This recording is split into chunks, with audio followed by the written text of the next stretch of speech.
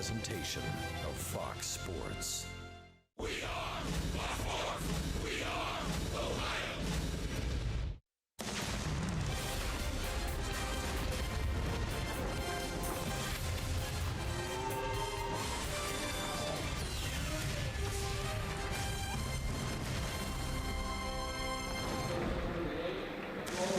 Well, after a day off yesterday, the Reds are back in action tonight. They're in St. Louis in the back end of this two-city, seven-game road trip. It's the Reds and the Cardinals here on Fox Sports Ohio. And hi, everyone, and welcome once again to Reds Baseball. Along with Chris Welsh and Jim Day, I'm Jim Kelch.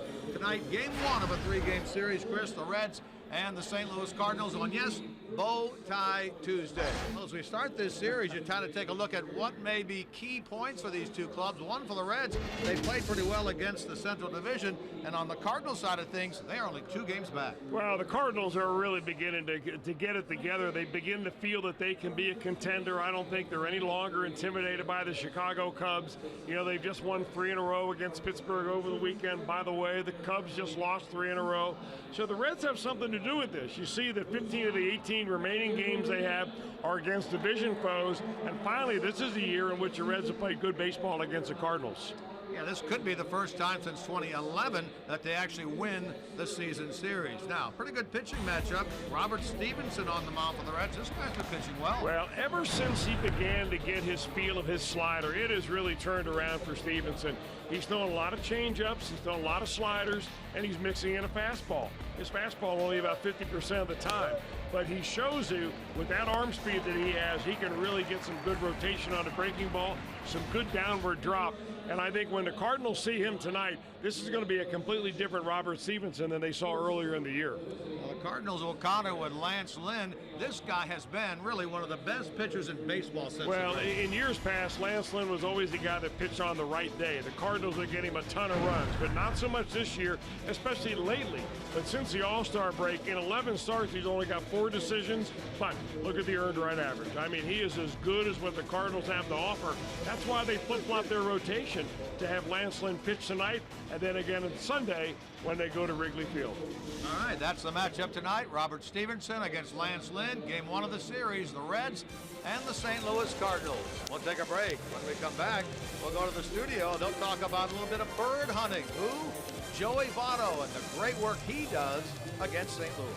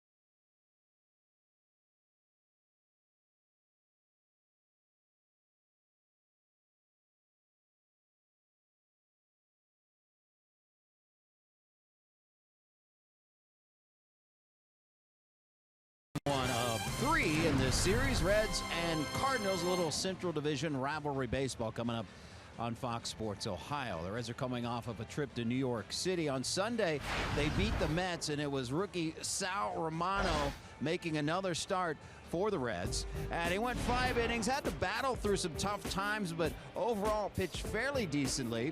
And the Reds ended up winning the game, but the big story for Sal was the crowd.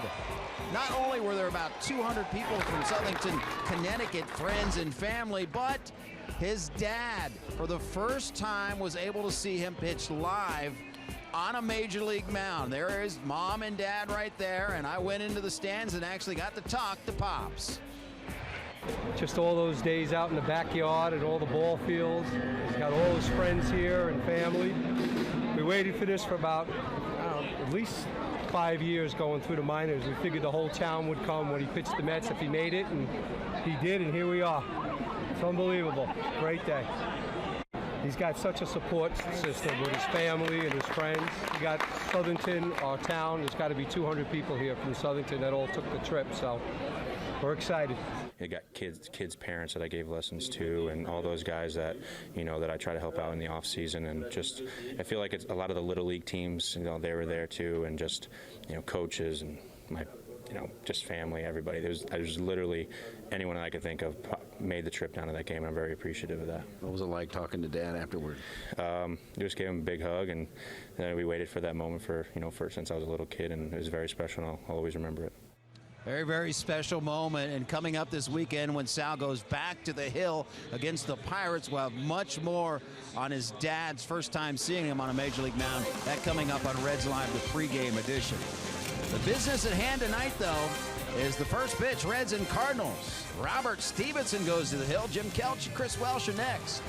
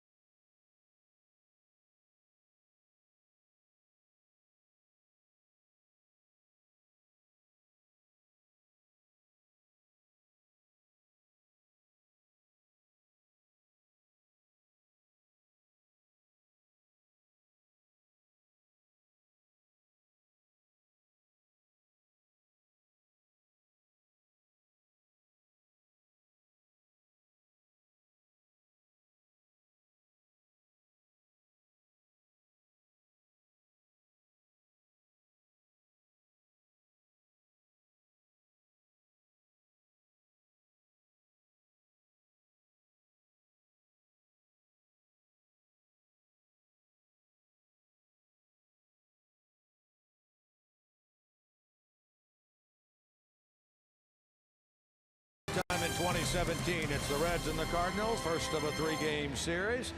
Let's take a look at our Elk and Elk storyline for tonight's game. Here's the season recap between these two clubs. You see the Reds lead 8-5 with 6 remaining. These 3 and then 3 more in about a week in Cincinnati. The runs are about the same. The batting average tends to lend towards the Reds, and the Reds have hit more home runs. But again, they have not won a season series against the Cardinals since 2011, and they can do that with 2 more wins in these 6 that remain.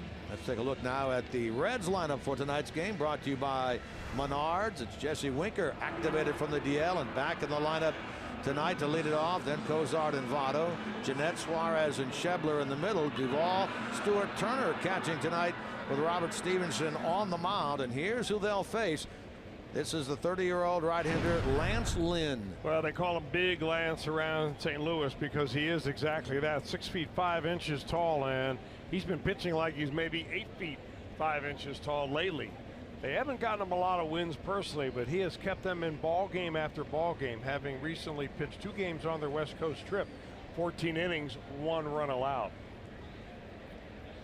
Winker against Lynn, and we are underway from Busch Stadium, St. Louis. And if you're scouting Lance Lynn, I mean, it's very basic. He throws a lot of fastballs and keeps them down in the zone, and he throws a lot of cutters. He doesn't mix in much else other than that occasional curveball, occasional changeup.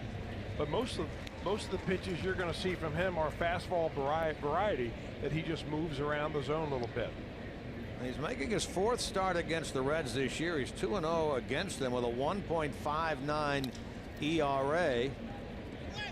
Long will throw out Winker to get this game started. But I guess what's most amazing is this guy, Chris, missed all of last year due to Tommy John surgery. The numbers he'd be putting up would be good anyway, but factor that in, it's incredible. I think this is the kind of thing that the Reds had hoped for with Homer Bailey. In fact, Lance Lynn had his Tommy John surgery in November of 2015. Bailey had it in May of 2015. So the recuperation time was even longer for Bailey. Lance Lynn has really bounced back and had a stellar year this year. Perfect timing for him. He'll be a free agent at the end of the season. Mentioned he's not getting much run support. In fact, he's had 0 run support in his last 3 starts, covering 21 innings, and here he is at 10-7 with the 6th best ERA in the National League at 294. That's a ball hit very well by Cozart, and that ball will leave the park. That's a home run, number 20 for Zach Cozart. Reds take the early lead, and that gives the Reds now 6 players with 20 or more home runs, a first in franchise history. What a year for Zach Cozart. These guys, I believe, were teammates at University of Mississippi.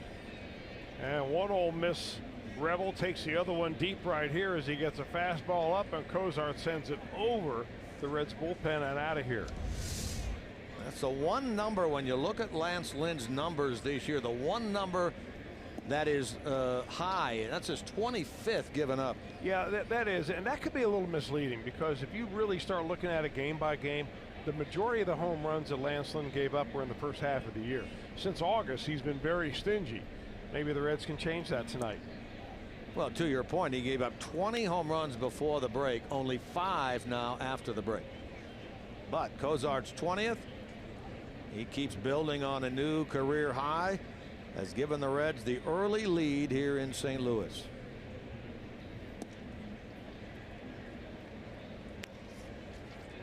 So you look at the stats now of this Reds team.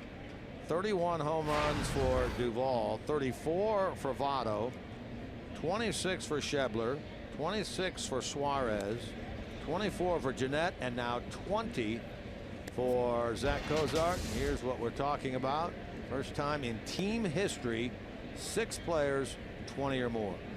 That's what makes the Reds lineup so difficult to pitch to. You've got power up and down the lineup. You've got lefties and righties interspersed everywhere. You've got the guy who leads the universe in on-base percentage right there in the middle. This is an excellent lineup and a very difficult lineup to pitch to. I mean, I keep hearing it from opposing pitchers, opposing pitching coaches, managers. I mean, no one really wants to play the Reds because on any given night you're going to get a really good pitching performance, and all of a sudden this Reds offense is going to take over the game. Why it was a little amazing that they went 3.5 games into that Mets series and really didn't generate much at all from an offensive standpoint, then produced 8 runs in the last 3 innings in that win on Sunday. Take a look at the Cardinals defensive alignment, brought to you by Ford. They line up like this: Tommy Pham out in left field, Harrison Bader, young man, up from AAA in center, Grichuk in right. Carpenter has switched from first to third due to an injury. Paul DeYoung at short, Wong at second, Martinez over at first base. And the catcher, of course, Yadier Molina. Jose Martinez had played a grand total of 1 game at first base prior to his recent string of 10 consecutive starts over there. And it's really the injury to Jed Jerko that forced the movement by the Cardinals. Carpenter going over to third, Martinez getting a shot at first. Here's Jeanette. You can see he's on the edge of getting back above the 300 mark, or at least to the 300 mark, where he has spent most of the year. 299 with 24 homers. He's driven in 85. He's done that with a very good start to this final month of the season. 417 through its first 10 games in September.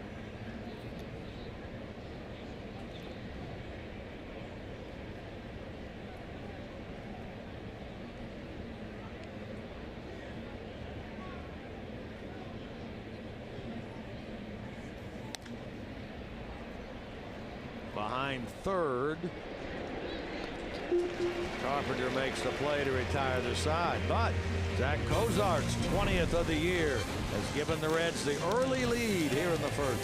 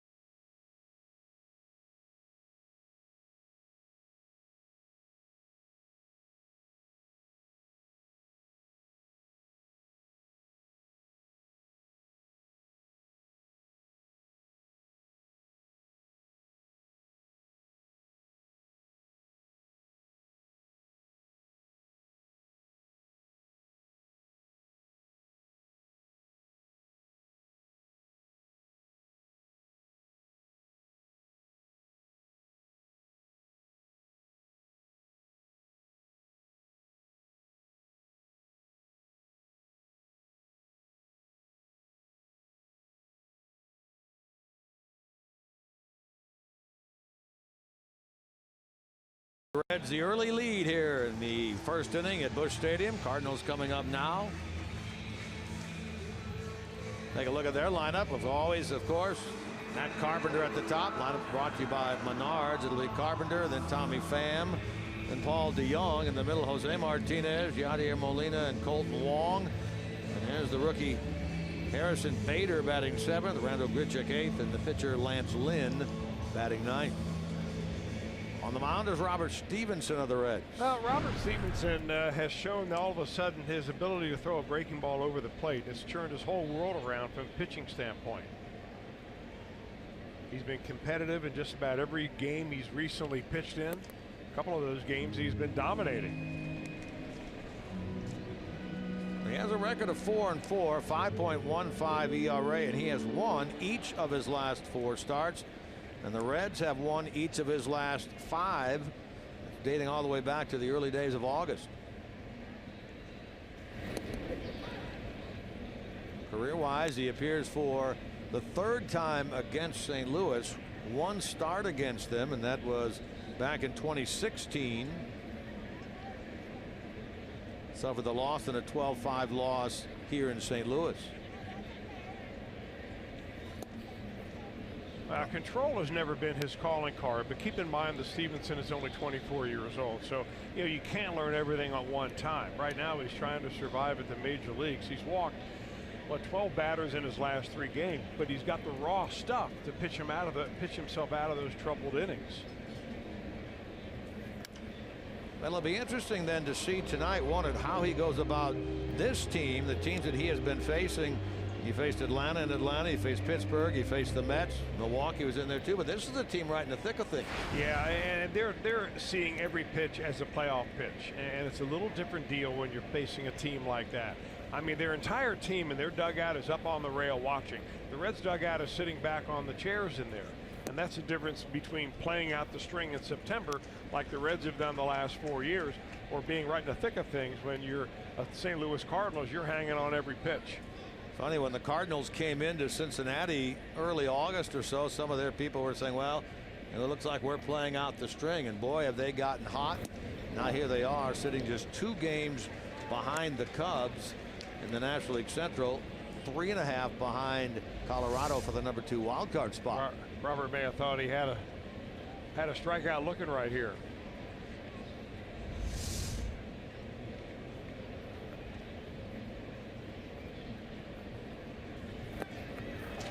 And he walks the leadoff man.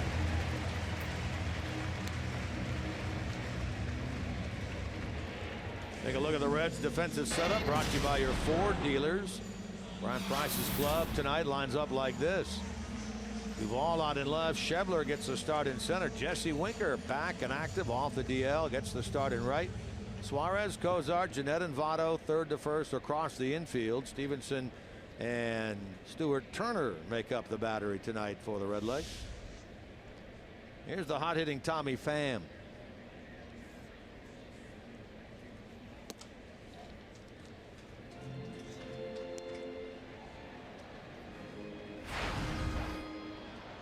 Pham at 306 with 19 homers, 61 runs batted in.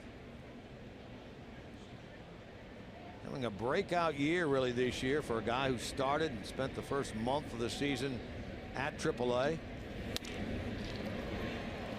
Cozart to Jeanette and a wide throw, and it pulls Scooter off the bag, and everybody's safe for the Cardinals. We're going to look at this and see if Zach didn't get a good grip on that ball or what happened on that. It looked like it was happening in slow motion. You know, that it was like Cozart trying to guide the ball right there to him, and just not long enough arms there for Scooter Jeanette to hold on to the ball and the bag. It's going to be a throwing error on Cozart to allow Carpenter to reach second base, pulling Scooter to the inside part of the bag. The Cardinals have the first 2 on here in the bottom of the first.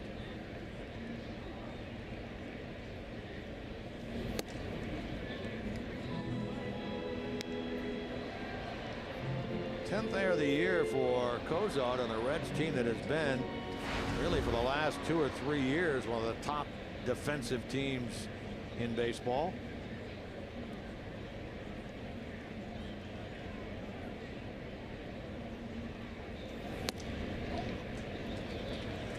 Here's Paul DeYoung. This is another guy who spent the first 6 weeks or so of the season in the minor leagues. What a charge he has put into this Cardinal offense.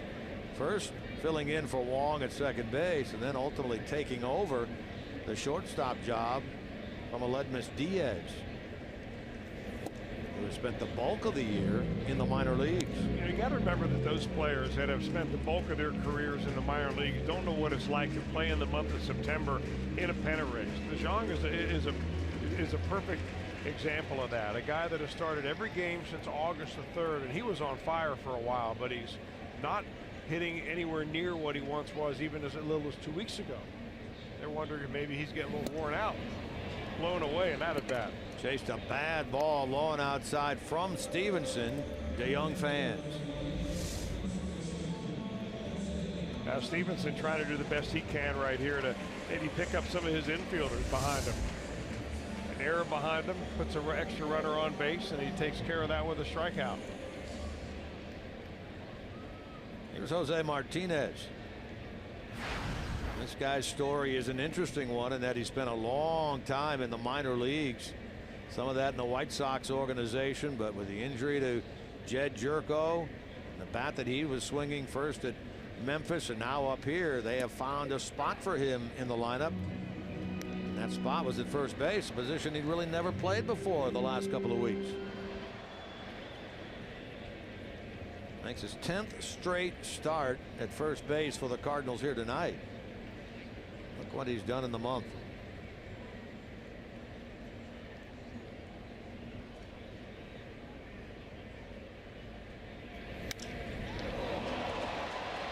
Playable for Schebler. Carpenter's going to tag. Also tagging and moving up is Tommy Pham. Second and third with 2 out. Winker was there as well. Schebler caught it. Now it'll be Stevenson against Yadier Molina to try to keep this lead intact here in the first.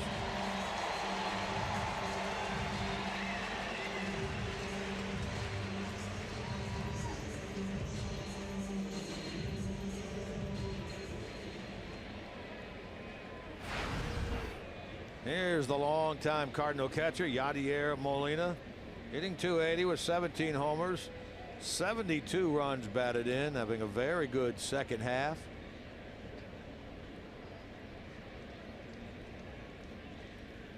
He has a real chance this year to top his career best in runs batted in. I mentioned he's sitting at 72. Most he's ever had was 4 years ago when he drove in 80. Cardinals under play tonight with 19 games remaining.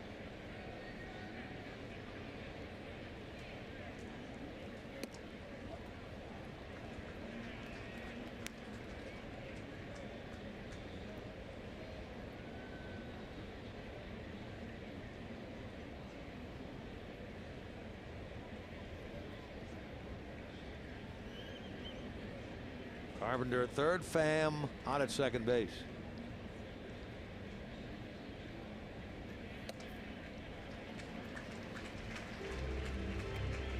Yeah, I get the feeling sometime that Robert Stevenson overthrows his fastball more than he overthrows his breaking ball.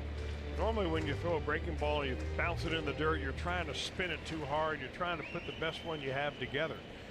When you miss with the fastball, that pitch is up. He has better control of his breaking stuff, I think, than he does his fastball. 3-1.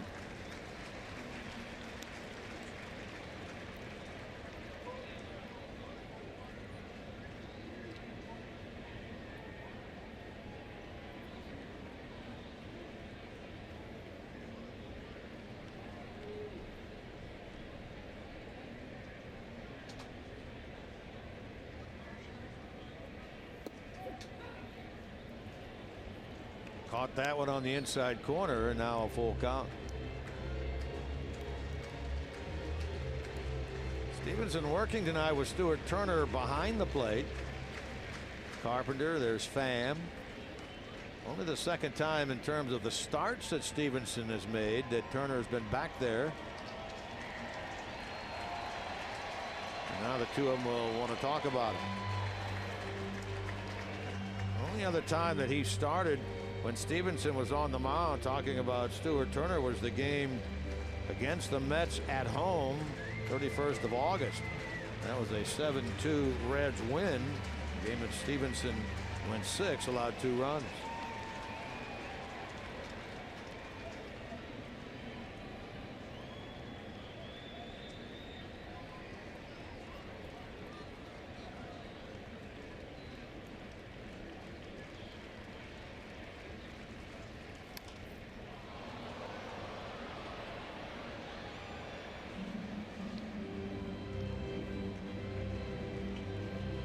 Cardinals like the Reds off yesterday, coming off a sweep of the Pirates. Good effort by Michael Wacha on Sunday and a 7-0 Cardinal win. They're 8-2 in the month. They've won 9 of their last 11. They find themselves now at 75-68, 7 games over the 500 mark. That is their best record of the year. Fair ball. Carpenter ties it. Pham gives the Cardinals the lead, and there's Yadier Molina. Big first inning double puts his run batted in total at 74. 2-1 St. Louis.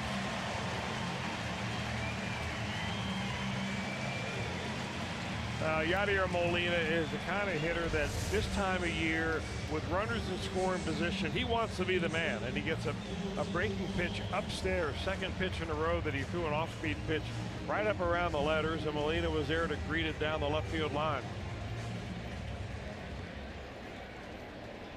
An error going to be very costly for the Reds here. These runs are unearned. It's 2-1 St. Louis here in the bottom of the first. Here's Colton Wong.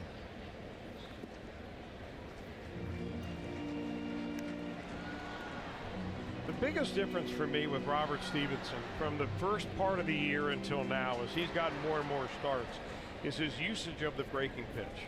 Early in the year, he was only throwing about 4% of the time. He was all fastballs. Now he's up to almost 30% breaking balls, and it's turned it around for him, but you can't fall in love with it.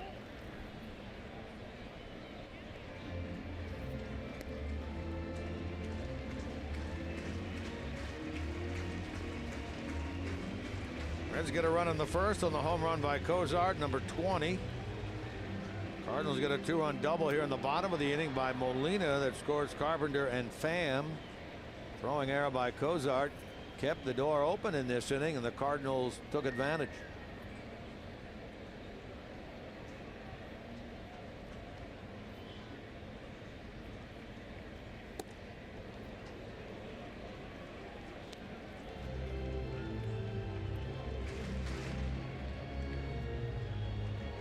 Wong missed some games last week. He left San Diego where the Cardinals were playing. He had some back issues. Missed 5 games last week, but was back Saturday and Sunday against the Pirates.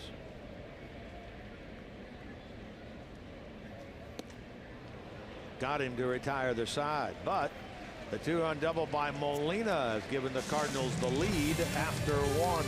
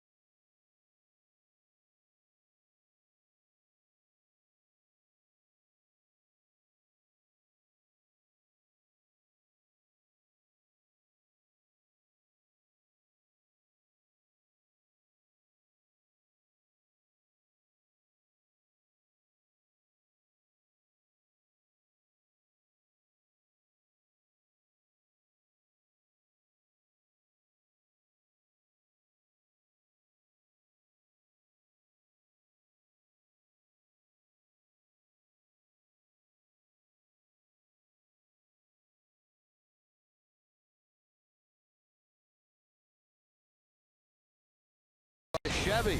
Check out their award-winning lineup only at your Tri-State Chevy dealer. And by Skyline Chili. Feeling good. It's Skyline time.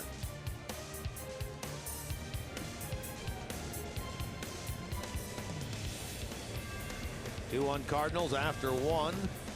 Back to work goes Lance Lynn. Well, there's some support. 2 runs that he has not gotten at all in his last 3 starts. Talking about the native of Indianapolis who went to high school in Brownsburg, Indiana. We've talked a lot about the fact that the Reds have Drew Storn and Tucker Barnhart, also from Brownsburg High. 180th career appearance in the big leagues here tonight for Lance Lynn. A young man that was drafted twice. He was drafted out of Brownsburg High School, just like was, of course, Tucker Barnhart, but then he went in the first round after he spent some time at University of Mississippi. Made his debut at age 24. He is now 30 years old, ready to roll right into free agency at the end of this 2017 season. Does it surprise you at all if there's been some talk that maybe the Cardinals wouldn't be interested in keeping him around? You know, I don't know. It doesn't surprise me really at all. The Cardinals are somewhat unpredictable, really. I think they get credit sometimes for not signing bad deals when indeed they had made offers to those players that turned them down. Albert Pujols is a great example of that.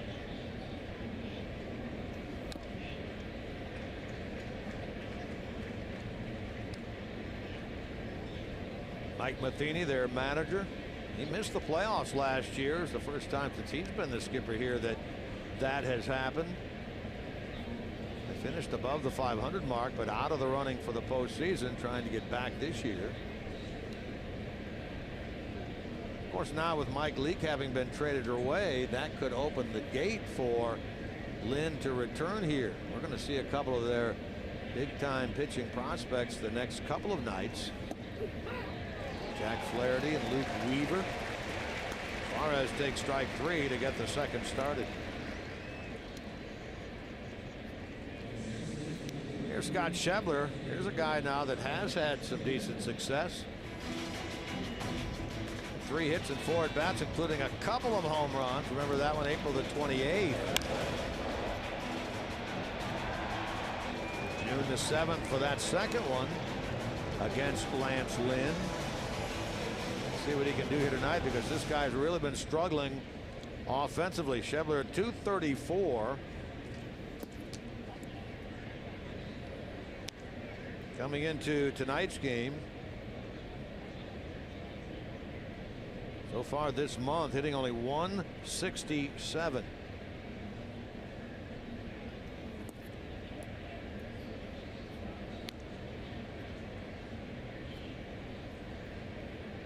This guy has been the definition this year, really, and last year I guess you could say it too, of a guy who, when he's hot, you cannot get him out.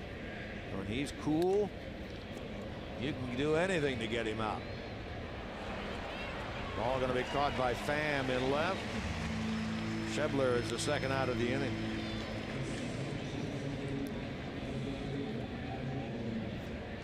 There's another guy now that's struggling mightily at the plate. Adam Duvall.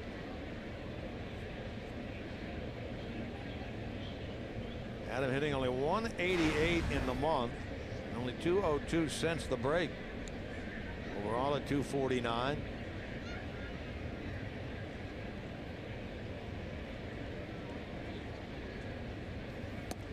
Well, they thought that maybe Adam was wearing out a little bit, and it certainly is possible. For the second season in a row, post All-Star game has been a tough time for Duvall. He got Saturday off against the Mets, and of course with a scheduled off day yesterday, they're hoping he comes back this week a little more rejuvenated.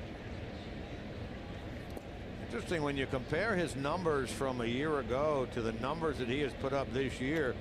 In many respects, they are almost identical. And he has 3 weeks to go in this season, but he had 133 hits last year. That's exactly where he sits now. Last year 31 doubles, this year 33. Last year 33 homers, so far this year 31. So really he set the bar of expectation and his player plateau, performance plateau. So, you know, ball club has to wonder, all right, what is it worth? I mean, having those numbers every year, because you can pretty much pencil a guy in. After he does it for a couple of years in a row, why wouldn't you think that that's his new bar of expectation? It jammed a little bit here, and he's going to float it out into left. That's a base hit for Duvall, and that snaps an 0 for 11 drought for the Reds left fielder, and he's on with 2 out. Of course, if the salary that costs you to get that production keeps going up every year, and the production stays the same, then the deal's not as good next year as it is this year, or it was last year. But that's the nature of the beast here in Major League Baseball. I told you some of the numbers, but if you look at his batting average, his on base, his slugging, his OPS, they are, I mean, almost exact as they were a year ago. Off the pitcher's glove, Wong will get it, throw on to first. Turner is retired, so the Duvall hit goes for naught in the second.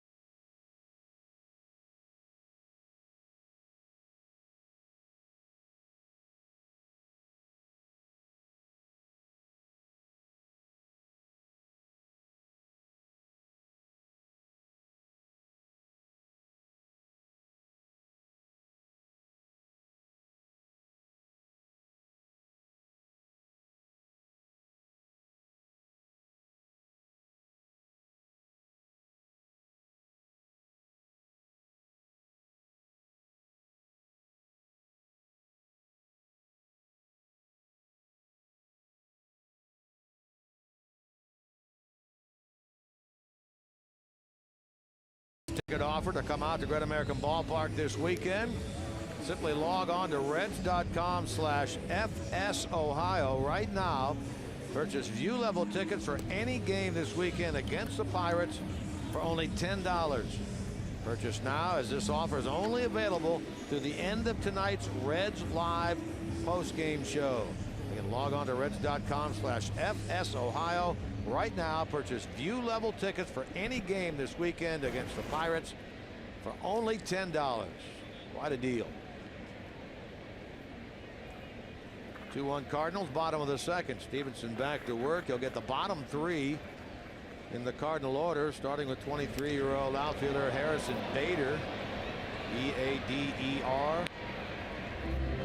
Young man spent most of the year in AAA. Made his big league debut in July, sent back down. Had a nice year with the Memphis Redbirds. 20 home runs, 283 average down there. Flares one into right, and that'll drop for a hit. And the Cardinals, for the second inning in a row, get the leadoff man on. Bader is kind of the unknown quantity for the Cardinals. He's hit a couple of home runs. He's had some games in which he's had a couple of hits. Young man is only 23 years old. Just a few years out of being drafted out of the University of Florida. He was the 100th player taken in that 2015 draft. And his minor league numbers has always shown him to be a guy that will take a walk. You know, he'll strike out a little bit, but he's delivering here so far for the Cardinals down the stretch. Here's Randall Grichuk batting out of the 8th spot.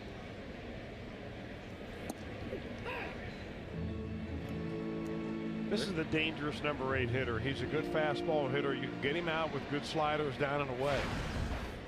But if you make a mistake, and that 20 home run number will show you, he can take you deep. Very quick bat.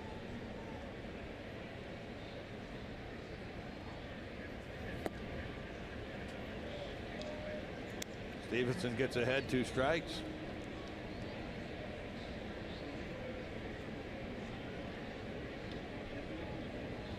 A walk, couple of strikeouts so far for Stevenson.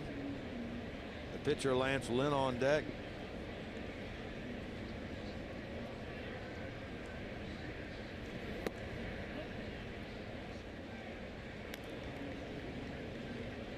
Another guy, Grichuk, whose numbers this year very similar to what he did a year ago. 24 homers last year, 20 this year. 240 average last year, 238 this year. And he got in that time on a fastball, and that's a strikeout.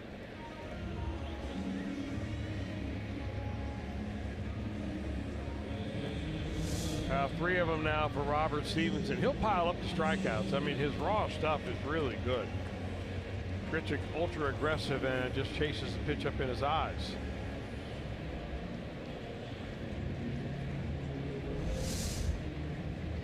It's kind of what intrigues you about Stevenson is that raw stuff. And ever since he's begun to be able to command his breaking ball better, the overall results in games have been better. He's still trying to figure out a way to have easy innings where he keeps the pitch count down a little bit so he can go deeper than maybe 5 innings per game. He did go 6 his last time out. Well, he is a hyperactive guy out on that mound, though, isn't he? I mean, he never is simply standing still and looking in. Always takes the glove off, rubs up the baseball.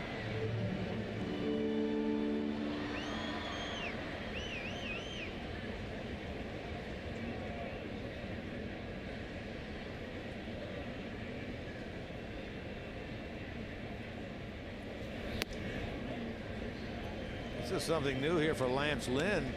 He's actually started switch hitting about the early part of July or so. Not that it's helped him from a hitting standpoint. He's a career .082 hitter. You want him to bunt the runner along here, and I'm sure he's more comfortable batting right-handed.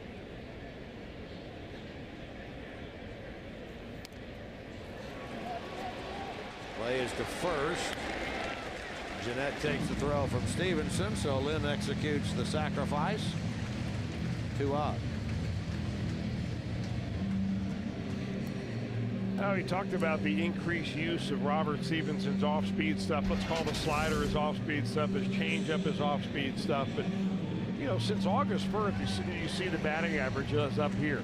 And this is where the improvement has really been for Robert Stephenson. Prior to that, though, you know, when you're not throwing your changeup where you want to, you're not getting outs with it. That slider has been lights out.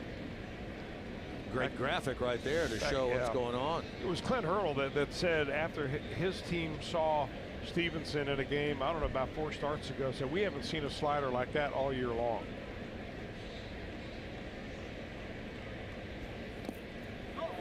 That one gets away, and the runner will move up.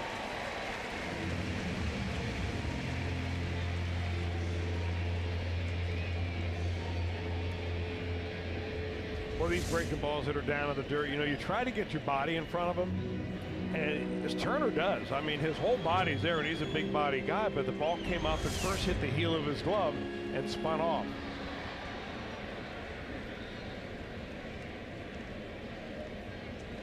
So now with 2 out, the runner at third, Harrison Bader.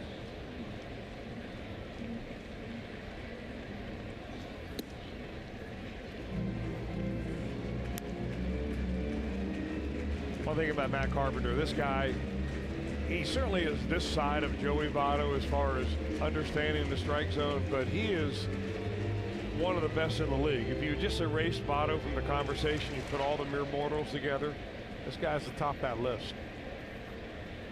I mean, he's right there amongst the best in the National League in pitches seen per at bat. He doesn't chase. Walk to start the Cardinal first. He's actually first in the National League in that department.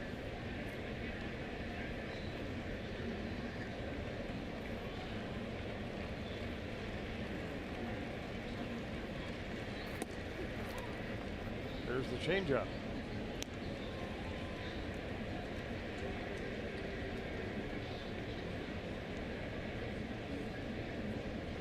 Stevenson trying to work around the leadoff base hit by Bader, who's over at third.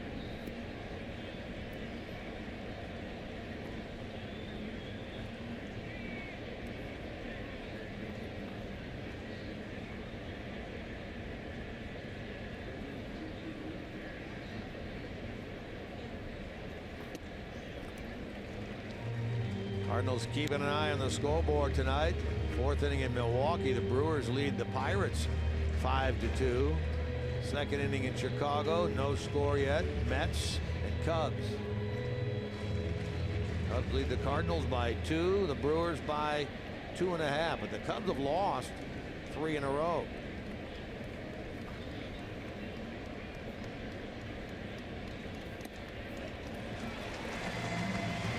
Twice Carpenter has been to the plate.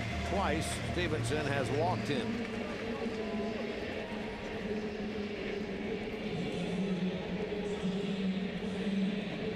First and third with 2 out for Pham.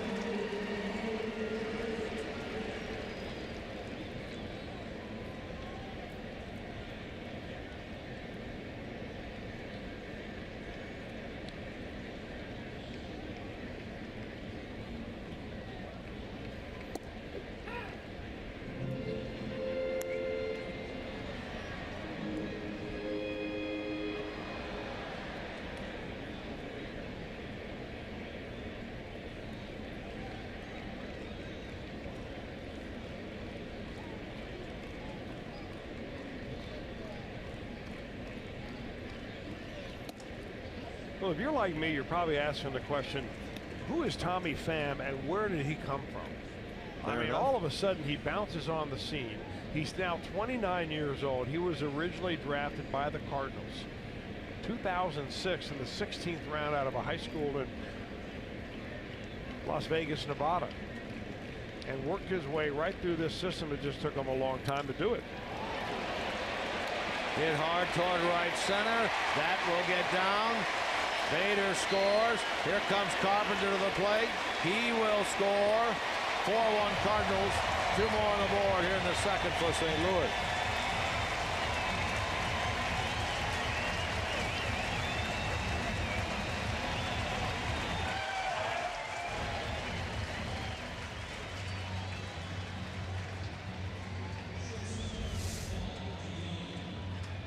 Well, another changeup. It looked like up in the zone right there. Tommy Pham jumps all over that. So far, the mistakes that Stevenson has made with the off-speed pitches all up around the letters. And with 2 outs, Carpenter's going to come around to score from first base after getting on with a base on balls.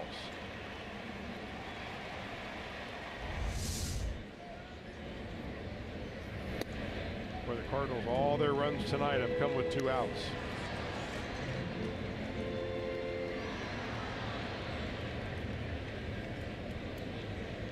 It's Pham's total now at 63 on the year. Easily a career high for him. Young tardy there. 1 ball, 1 strike. Make an interesting point about Paul DeYoung, a guy that was drafted a few years ago out of Illinois State University. Never really has played in the month of September. Maybe he's wearing down a bit. They're expecting to get Aledmus Diaz back, although he has spent most of the year in the minor leagues. DeYoung charges this ball, and it's off the wall. Pham will score. DeYoung into second with a double. 5-1 Cardinals.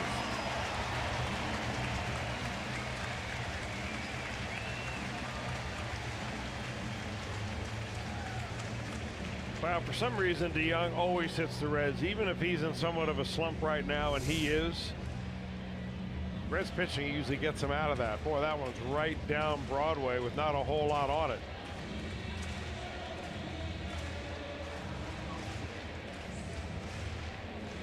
Well, that was a hard collision that Duvall made into that. That kind of a screen, hurricane kind of a fencing out there in left field. Looks like it's nice and flexible until you run into it. Especially one of those poles, even though there is a pad in front of it.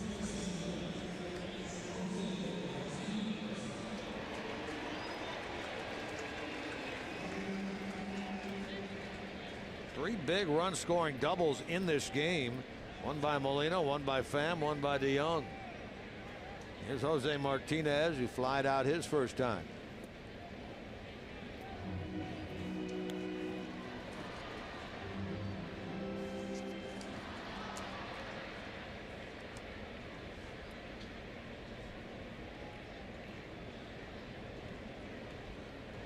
Stevenson has been touched up for 5 runs in this game. He'd only given up 5 runs total in his last 3 starts.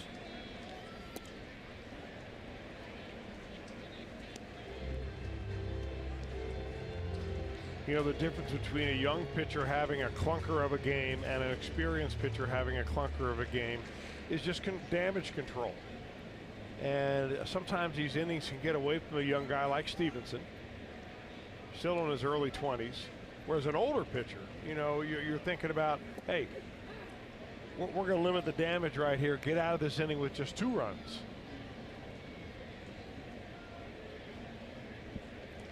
Seventh man to bat in the inning.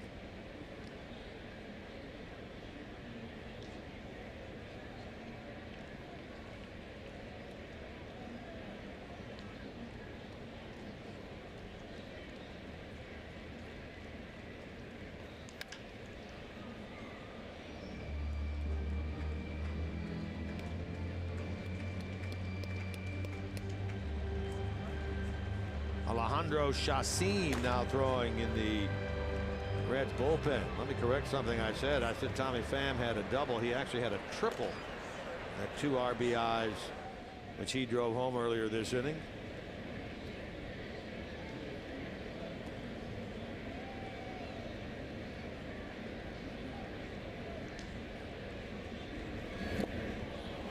Chased one in the dirt. That's a strikeout.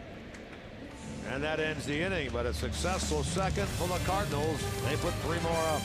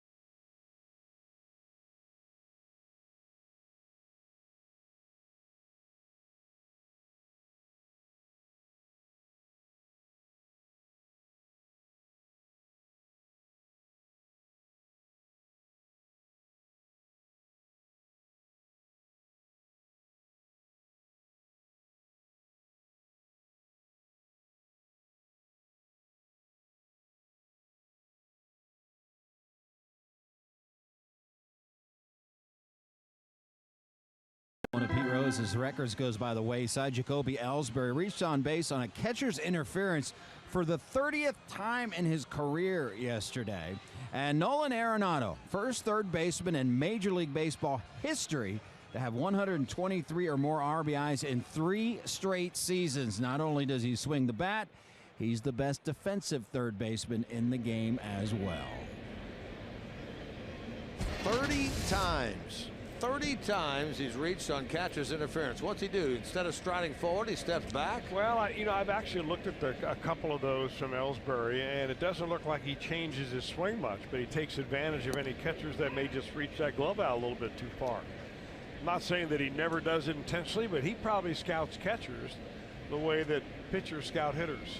Fair enough.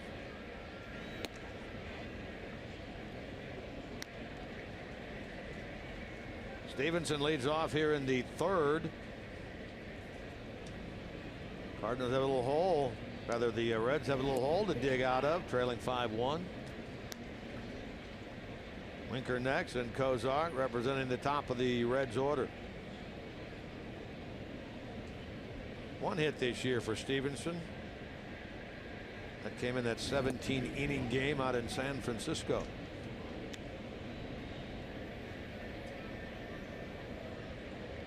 In fact, it came in the 17th inning. It was almost a hit that he picked up, but that immediately was forgotten about. No one even realized it was his first hit. Finally, they did late, got him the ball. MLB.com @bat is your #1 mobile app for live Reds baseball. Make sure you stay connected with a fully customizable experience. Get Reds home screen icons and app features, as well as game day, live game video highlights, radio broadcasts, StatsCast, news, and more. Download MLB.com @bat today.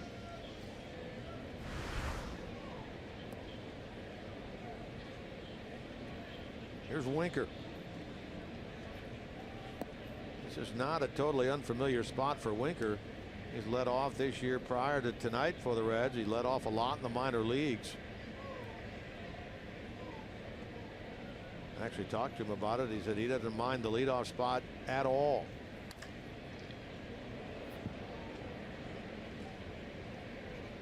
You know, it's interesting to get Jesse Winker and Scott Schebler in the same ball game, because that way you can kind of compare the differences in their style of play. Not necessarily on a defensive standpoint, but their approaches at the plate are vastly different.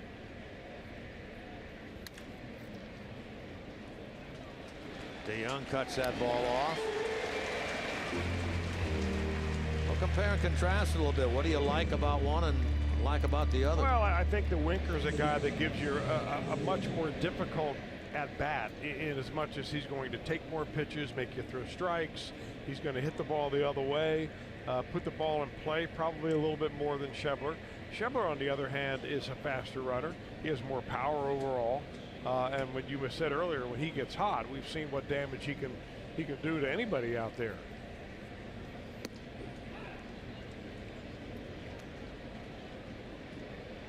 Cozart with 2 out. Neither team has gone down in order yet in this game. So Lynn trying to do that for the first time. He gets Cozart, who homered against him back in the 1st. Slaps it to Carpenter. There's a 1-2-3 inning.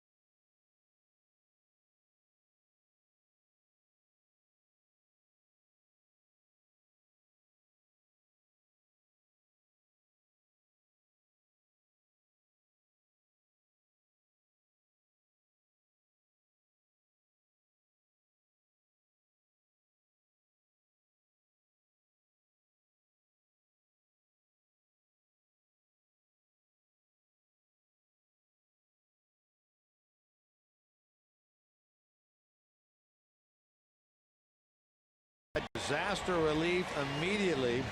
So we ask people to help people affected by Hurricanes Harvey and Irma by visiting redcross.org or texting the words Red Cross to 90999 to make a $10 donation. Hurricane Harvey, Hurricane Irma have done major disaster along the Gulf Coast, down in Texas, down in Florida. Red Cross asking for your help. Molina leads it off in the bottom of the third.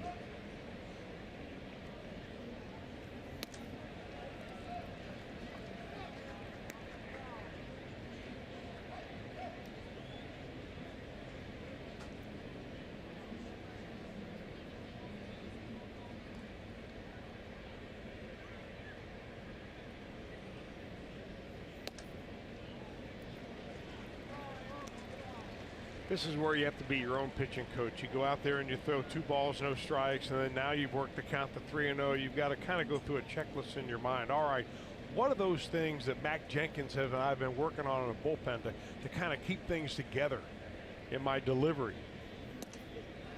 You know, there's usually 1 or 2 key points that kind of brings it all together. It's like a golf swing. You can't think of 100 different things when you're swinging. You got to think of one major thing that kind of keeps everything, locks you back in place. Chase that one up around the shoulders and a full count.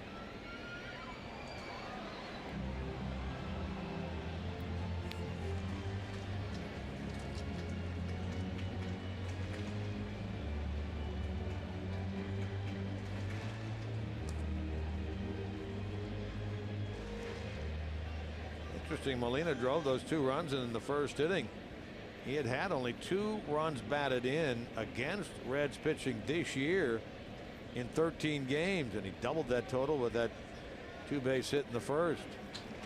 And now he draws a walk, so Stevenson has allowed the leadoff man to reach in each of the first 3 innings.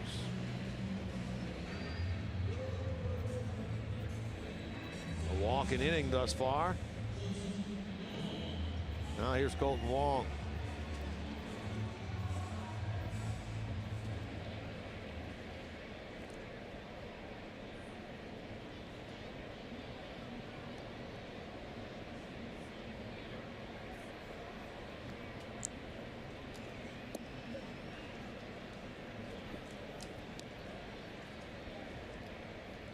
Wong, a strikeout victim his first time.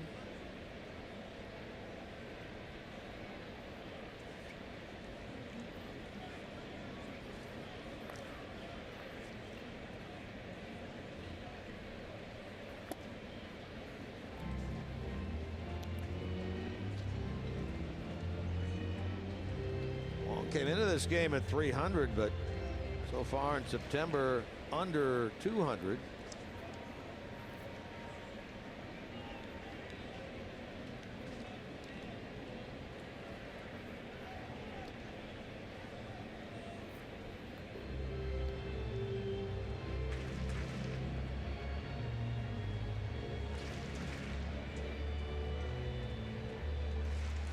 In case you're wondering, Yadier Molina does have a stolen base this year. In fact, he's stolen 8 this year.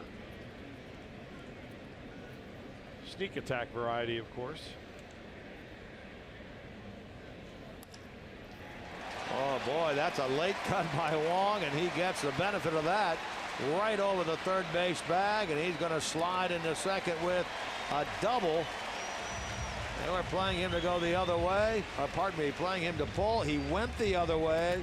End result, a 2-base hit down the left field line. You know, the Cardinals have always thought that Colton Wong is an ultra-talented young man that one of these days is going to come out of his shell and do this all the time.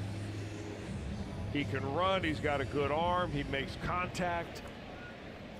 He's a high-energy type player. He has been on the out of the lineup with some injuries.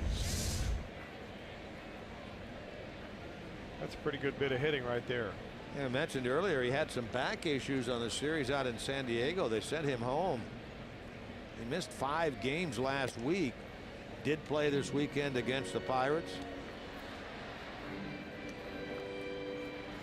Had a couple of stints on the disabled list this year. Got some rain coming down here at Busch Stadium. We knew there was a slight chance of rain tonight, though it diminishes as the night goes on. Runner stay put as Kozar throws out Bader. Out number 1.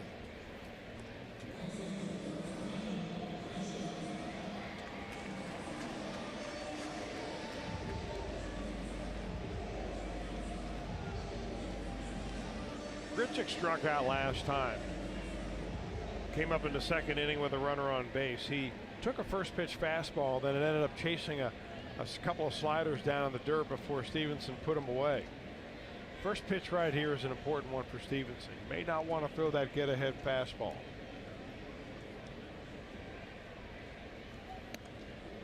It was a breaking ball. And one way to tell Stevenson's fastball from breaking ball is simple enough. You just look in that little Fox box area up here. We give you a radar gun reading.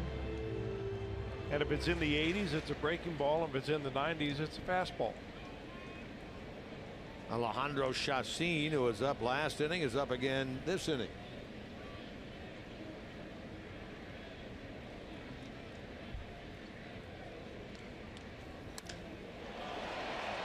Schebler backpedaling. Schebler going back, and on the edge of the track, he'll haul that in. Both runners will tag and advance. Touching the plate is Yadier Molina. RBI for Grichuk, and it is now 6-1 St. Louis.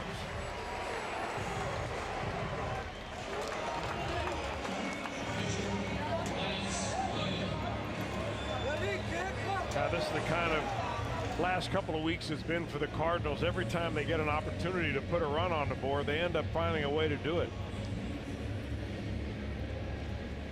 They have lost just 3 times in their last 13 games. They just finished sweeping the Pittsburgh Pirates over the weekend.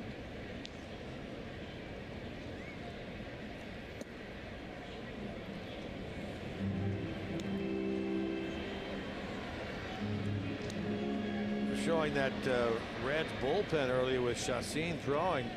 Reds added 2 more arms to that group out there today. They now have 15 relief pitchers out there. A couple of guys called up from the AA Pensacola team that ended up being co-champions of the Southern League. Kairi Mayo was a right-handed pitcher acquired from the Giants along with Adam Duvall, the Mike Leake deal a couple of years ago. He's called up for the first time, and a veteran right-hander, Deck McGuire, also called up. We'll talk more about them as the night goes on. Strikeout here of Lynn puts an end to the bottom of the 3rd.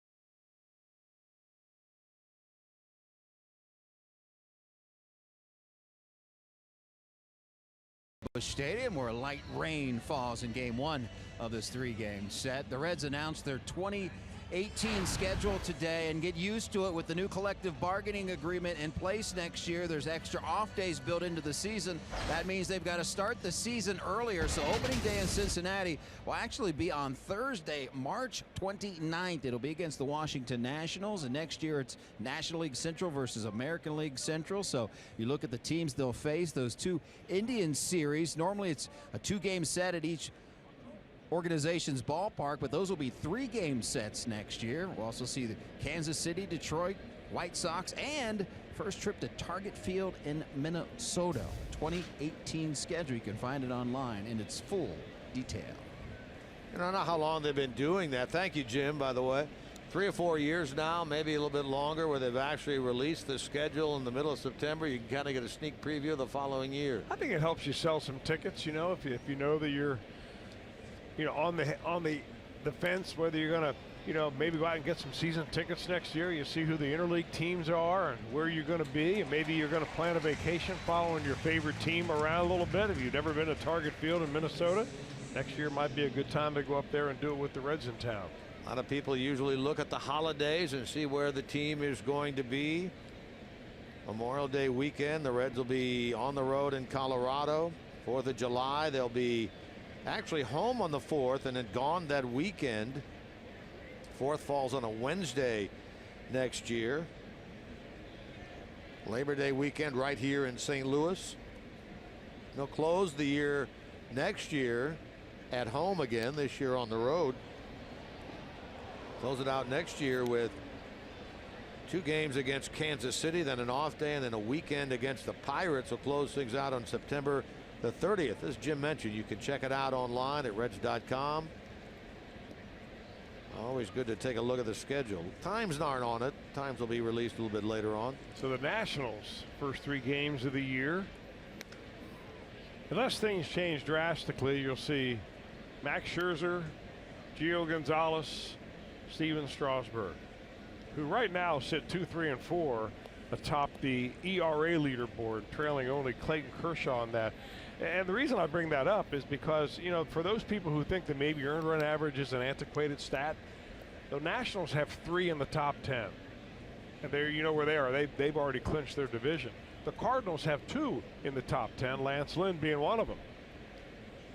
The other is Carlos Martinez, who the Reds will see in this series. The idea is not to give up runs when you're pitching.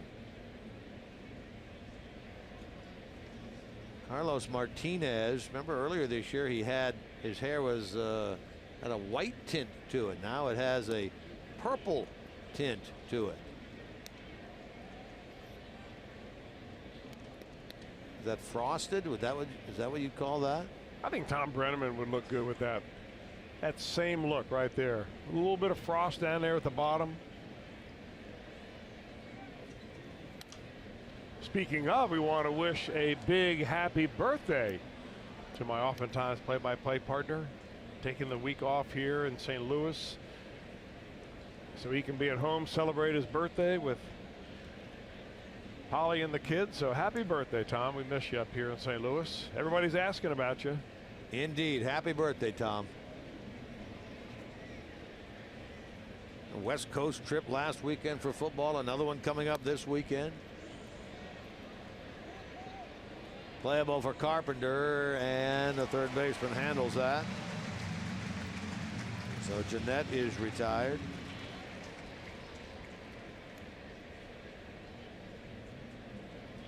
Maybe that hair coloring idea is an idea that Polly and the kids came up with also.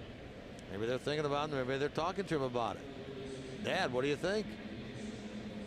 Well, he's previously tried some other tints. I'm thinking maybe he just overlooked the possibility of purple. Of purple, yeah.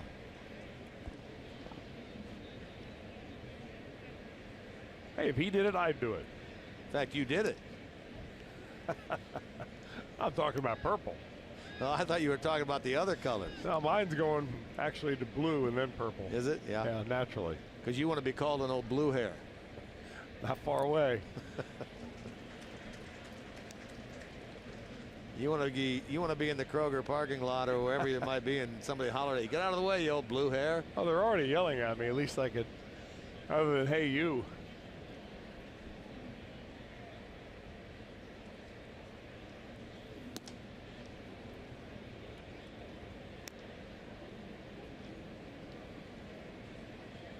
Schembler on deck, 2 men out. Suarez took a called third strike his first time. Lance Lynn has given up only 2 base runners, the homer by Cozart, the single by Duvall. And now he's 2-2 to Suarez with 2 out, nobody on. Really interesting watching Lance Lynn pitch because, you know, he breaks it just right down to the basics, which is command your fastball, move it around the zone, don't try to overthrow it. Cut off by Carpenter. And they got him. That's not a strong throw by Carpenter, but they just do get Suarez at first. Now the Reds are holding it up. They're going to take a quick look at the video to see if they want to review. They do not. We'll show you that it's not reviewable.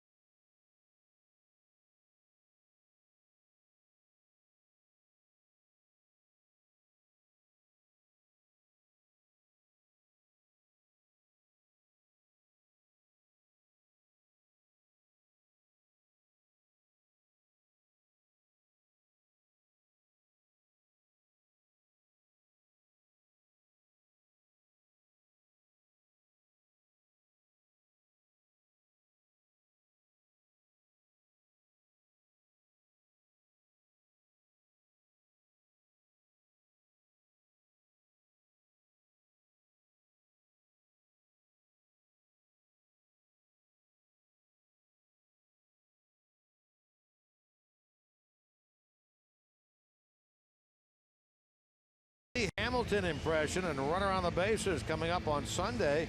After the Reds take on the Pirates, all fans are invited to go from first to home during Run the Bases Day thanks to Entman's Little Bites. Purchase your tickets today at Reds.com.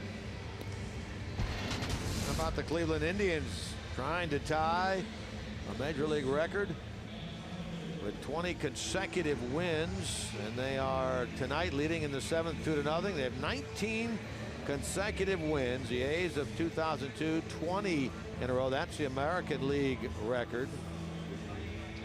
I think the New York Giants way back in the 1916s won 26 in a row over a 27-game period. There was a tie in there.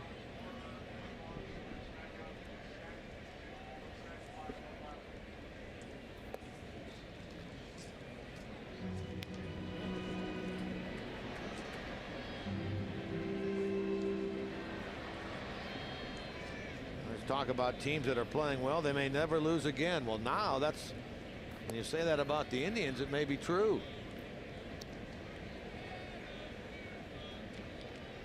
19 consecutive wins when you play day in, day out. That's incredible. New pitcher on, meanwhile, for the Reds is a right-hander, Alejandro Chacin.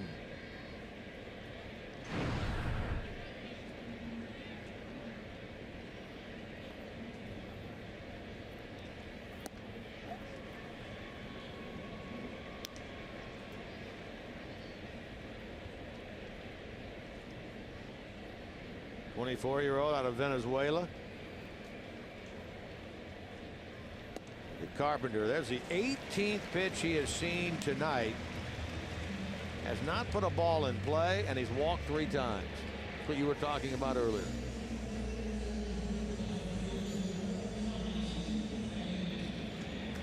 Four walks given up by Reds pitching, 3 of those by the starter Stevenson.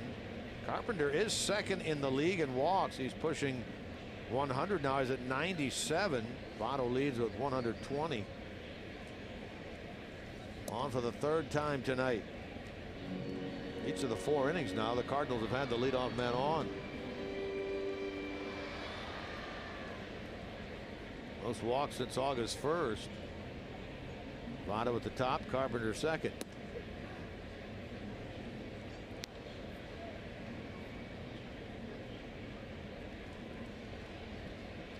There are the 2 of them together talking about seeing a lot of pitches when they're up there.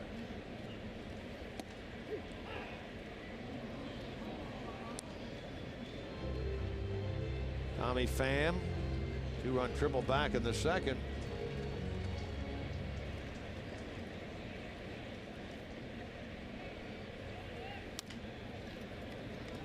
To third, they get it out at second, but not at first.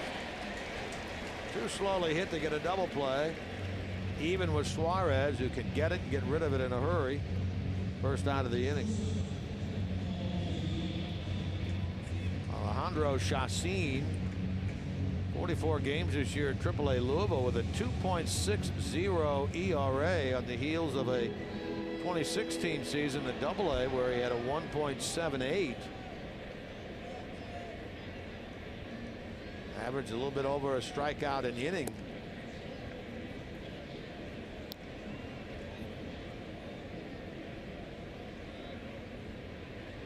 He gets Paul DeJong. RBI double back in the second.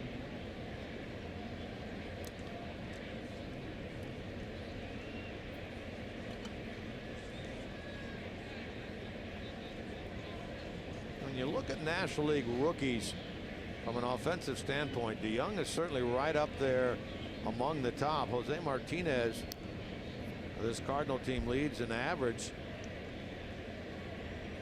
DeJong is 4th at 287.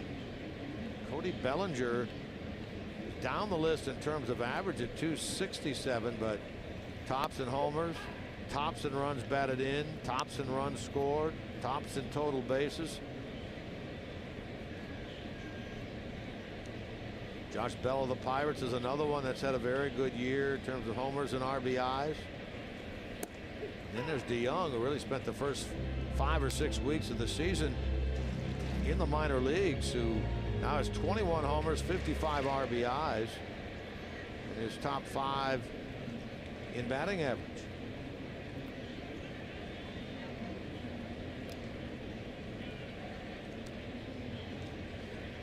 The popular vote certainly would go with Cody Bellinger of the Dodgers.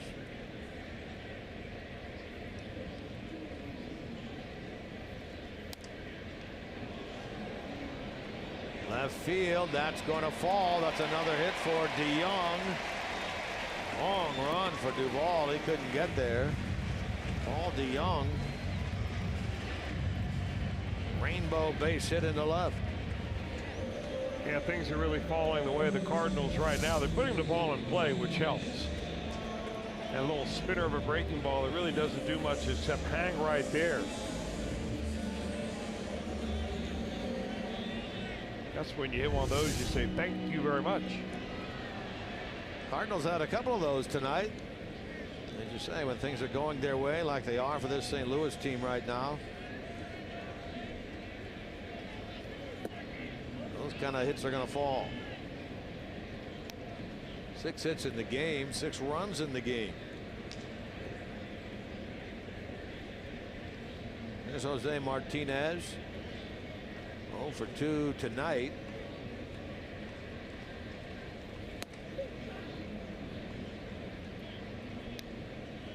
Big story in the St. Louis Post-Dispatch today about both Martinez and Tommy Pham and how they have sort of come from nowhere this year. Have helped this Cardinal team, particularly in August and the first half of September. You know, and Martinez is another 29-year-old who is, you know, not done a whole lot in the major leagues prior to coming up here this year. In fact, he only had a very short stint in the big leagues last year, covering 12 games with his Cardinal team. So Pham is 29, Martinez is 29. They both are really getting their first look at big leaguers. Martinez is just on fire. Speaking of, they'll drive in at least one with this ball hit into the left field corner. DeYoung being waved around. Here comes the throw to the plate, and it is not in time. Two-run double, Jose Martinez. Two more on the board, St. Louis. 8-1 Cardinals.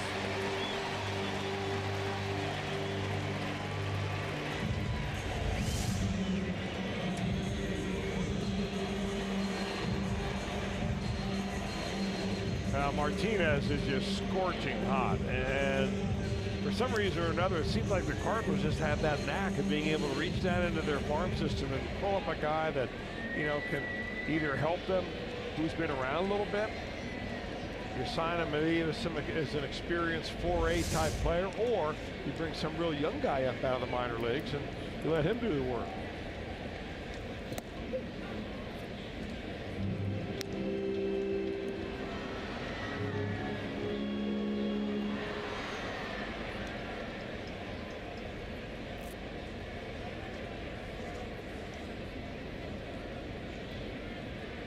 Molina's been on twice. Two-run double and a walk. 3 of the 4 faced by Alejandro Chacin here in the 4th have reached base. Final line, by the way, on Red starter Stevenson: 3 innings, 5 hits, 6 runs, 4 earned, walked 3, fanned 5, threw a wild pitch of the 68 pitches he threw.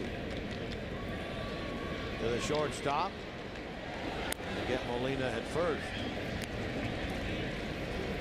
Martinez to third. Long will bat with 2 out.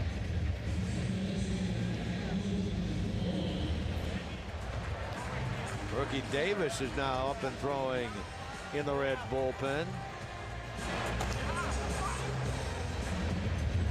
Davis, of course, one of the many Reds pitchers who started with this club early in the year. Made 5 starts. Went down.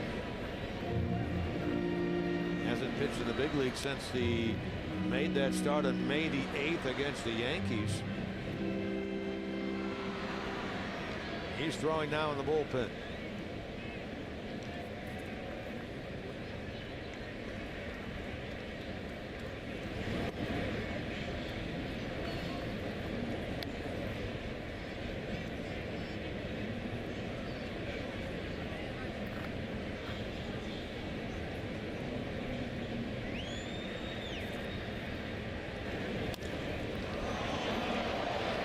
Schebler to retire the side.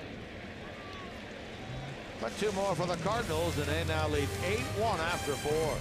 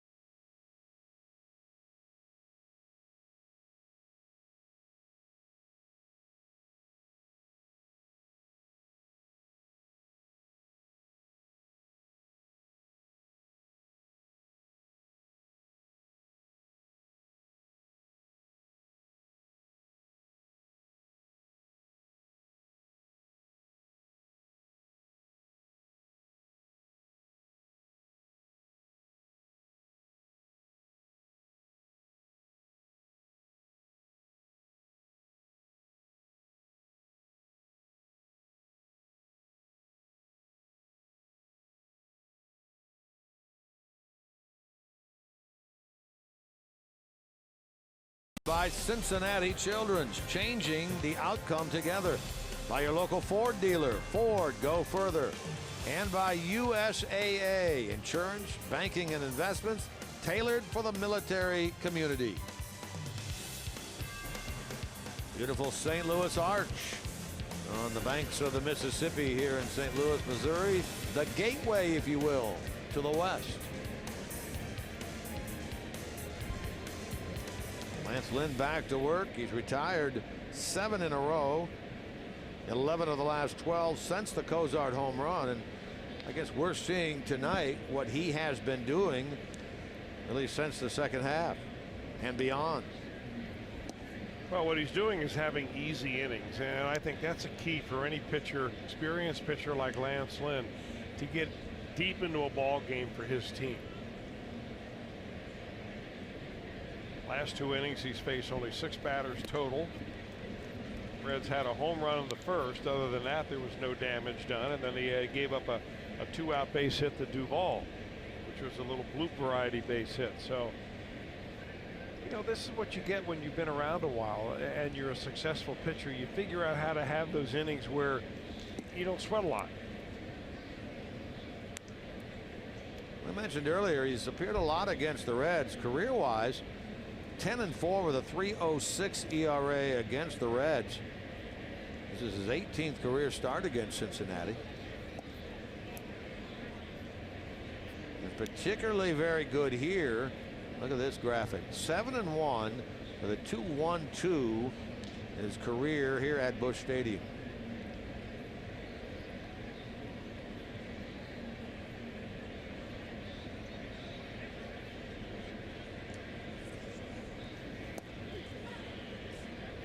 Schebler thought he had drawn a walk, and now it's a full count.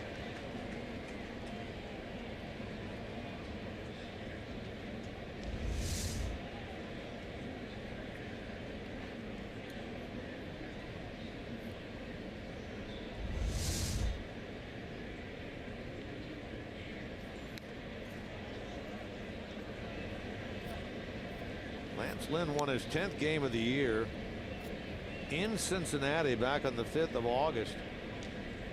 He has made 6 starts since then. An ERA right near 2, and yet has not been able to get his 11th win.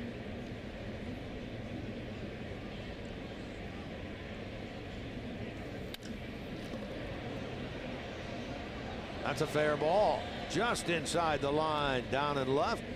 Bounces into the seats. That's a ground rule double for Scott Schebler. For the first time tonight, the Reds get the leadoff man on. It's a good at bat for Schebler because earlier in the at bat he thought he had ball 4, and sometimes you can mentally check out when that happens and you think, oh, I should be on base right now. He battled, he fouled a couple off, and then he gets a pitch up that he just kind of goes with right inside the left field line. Pick a whole bunch of those.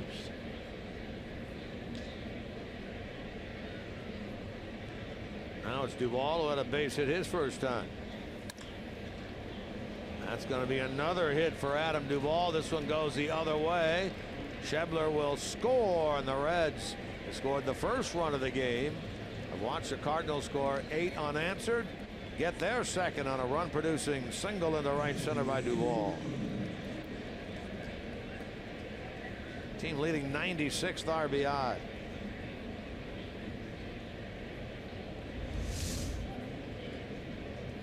But both times at the plate, Duvall has been jammed a little bit with it. Once he drops it in over the shortstop's head. Here he finds a little bit of a gap between right and center.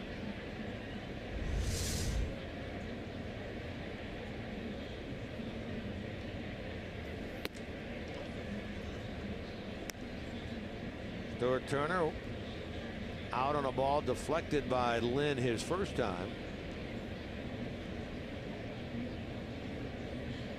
Started the first game of the road trip out at New York. Starting the first game of this series here against the Cardinals.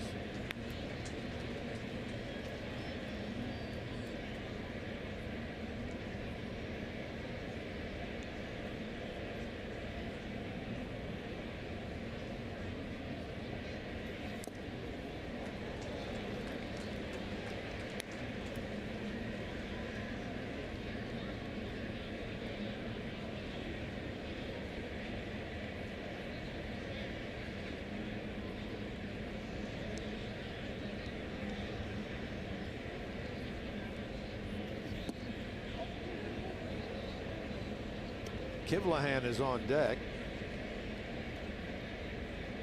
Rookie Davis continuing to throw in the Reds bullpen.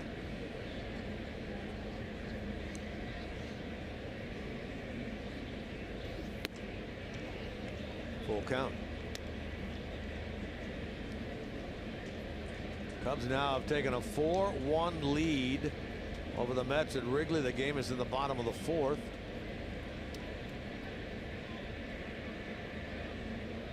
The Brewers lead 5-2 at home against the Pirates in the 6th. Strike 3 call. Turner thought he had drawn a walk. He turns back, heads to the third base dugout. The entire at bat, it seemed like Lance Lynn was pitching Turner inside with a little two-seam fastball. That time, he just goes on the outer corner and picks up the strikeout. He'll throw, you know, when I say he throws all fastballs or mostly fastballs, that is true, but it's not all the same fastball. Sometimes a two-seam variety that'll pitch down and into right-handers. Sometimes a four-seamer away, like he did that pitch to put away Turner. And then he has a little bit of a cutter. And that cut fastball is one that's a little bit miles per hour off his normal fastball, and it'll move away from right-handers even a little bit more significantly.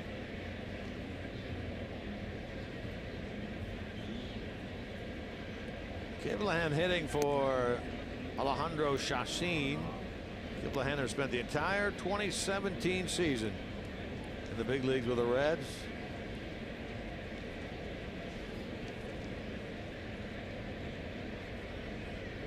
Those 8 home runs, you saw one of those as a pinch hitter.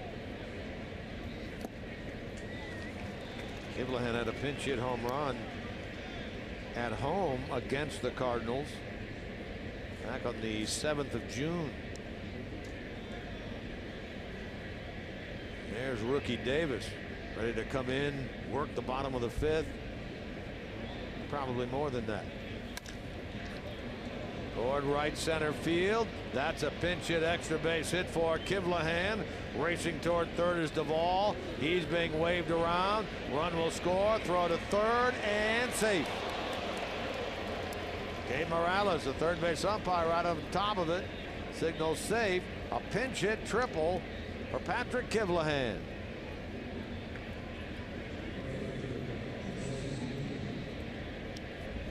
Having a pretty good year. Forget the batting average for Kivlahan. You know, and remember the good things about him, and that's solid contact.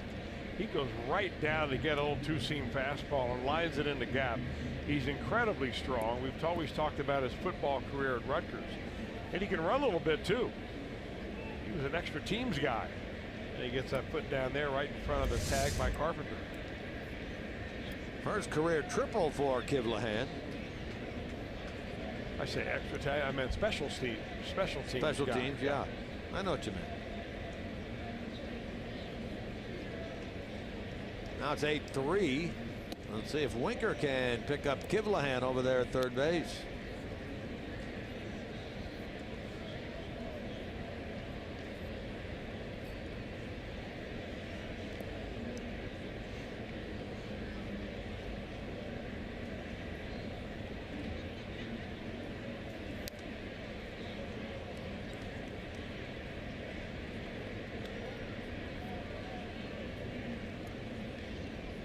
Lynn was having a nice easy time of it until this inning. Back-to-back hits and then a strikeout and another hit.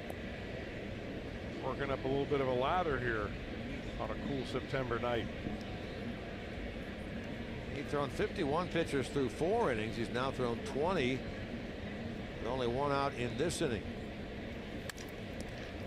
Hit hard and knocked down by Lynn, and a bad throw by Lance to first base. Run will score, and now Winker headed towards second, trying to get back to first. They get him at first. Winker's pointing to the dugout. He thinks he got in there. If he had come back to first right away after he rounded the bag, it wouldn't be an argument. He hit that thing hard enough to get a base hit. Reds are looking at it. The run did score. It is 8-4. One of the stranger plays you're going to see. Bad throw by Lance Lynn, the pitcher, although wasn't blocked at all by Martinez. Remember, he just said he hasn't played much first base. And he makes a diving stop right here. I think they probably got him, and the Reds aren't going to ask for a review.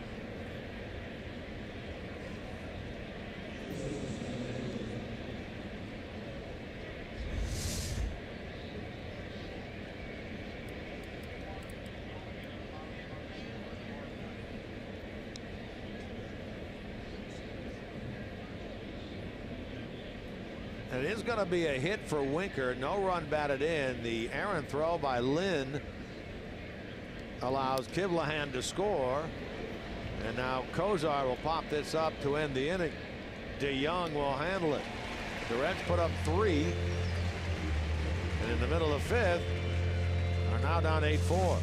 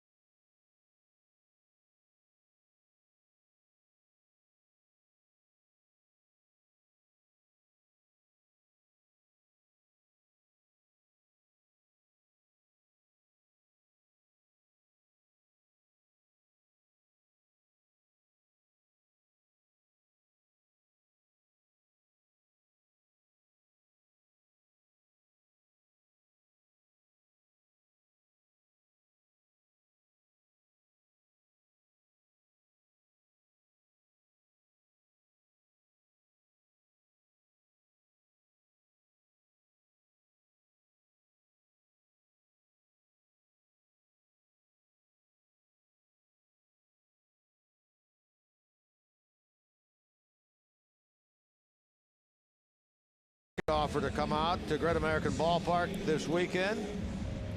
Simply log on to Reds.com/FSOhio right now. You can purchase view level tickets for any game this weekend against the Pirates. You can do so for only $10. Purchase now, as this offer is only available through the end of tonight's Reds Live post-game show. New pitcher now on for the Redlegs. We talked about him earlier. This is the right-hander Rookie Davis. He got a handful of starts earlier in the year. In fact, he got 5 of them, Rookie Davis did, when he first was up here in the very beginning of the season. Reds were taking a look at just about every good young arm who showed some promise down in Goodyear at the big league level, and they've had varying degrees of success. Davis ended up being sent back down the minor leagues, ended up being injured. Spent some time on the DL, and here he is back in the big leagues. Presumably now for Davis, he will be used only as a reliever out of the bullpen, as the starting rotation, I guess, is pretty well set.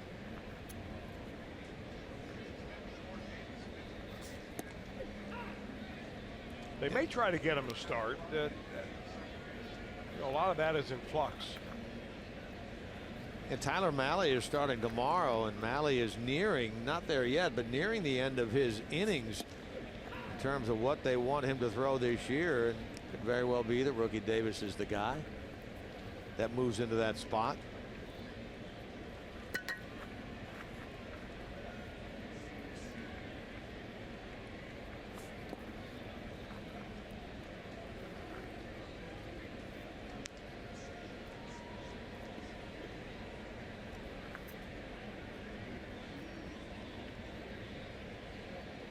Homer Bailey in the dugout. Tyler Mahle. Jose Peraza, by the way, has taken over at second base for the Reds, replacing Scooter Gennett. Not sure if something happened to Scooter, but if it is and we hear about it, we'll pass it along. Bader high, deep into left center, but playable. Schebler hauls it in.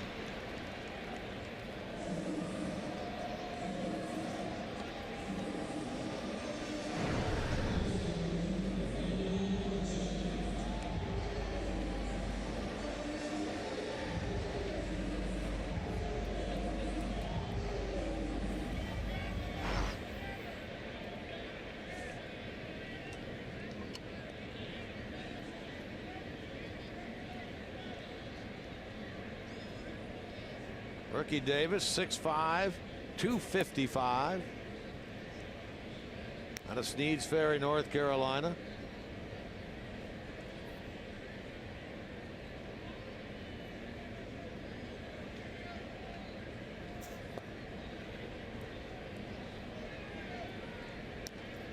He came over, of course, in the trade with the New York Yankees in the Aroldis Chapman deal prior to the 2016 season.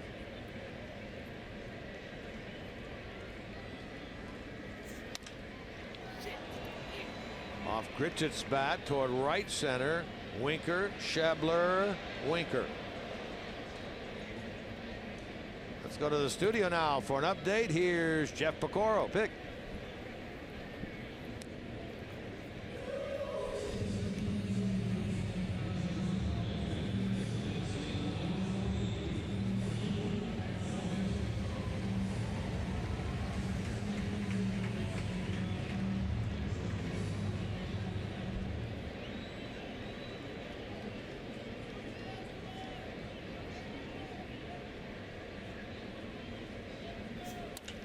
Thank you, Pick, as Luke Voit bats for Lance Lynn, who will leave the game after 5, and Voit comes through with a first pitch, pinch hit single to left. Interesting, Lance Lynn leaves the game. Well, he threw a season high 118 pitches his last time out. Lynn did. So, you know, they know that his next start, they probably feel like they're in pretty good command of this ball game, 8-4. But his next start is extremely important to the Cardinals because it will be Sunday against the Cubs at Wrigley Field.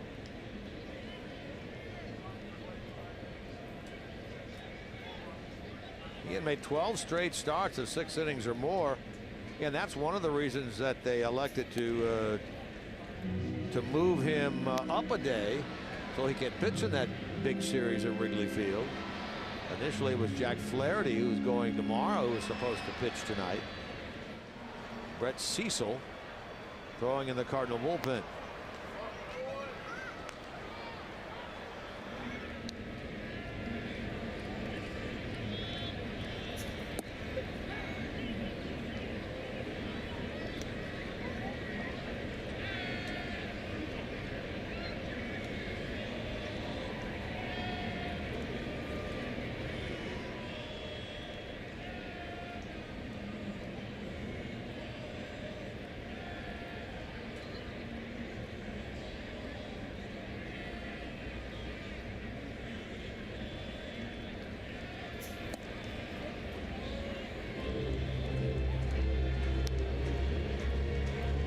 See, it's 20 pitches now. Carpenter has seen tonight. Not put a ball in play yet. He's walked 3 times.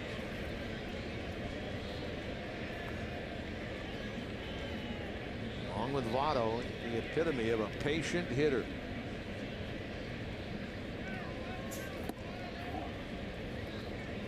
Three and one.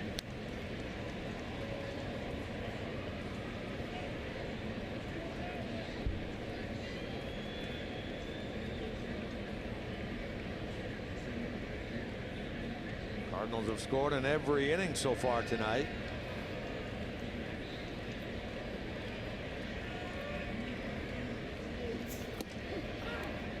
Full count.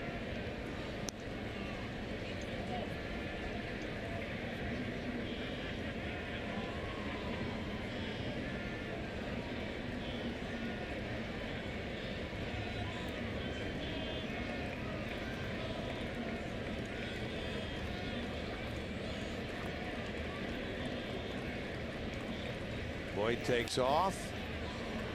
Carpenter fouls it.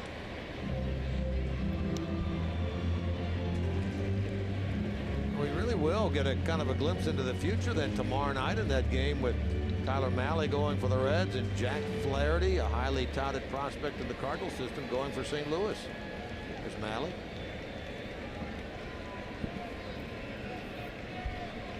And then another one on Thursday afternoon in Luke Weaver.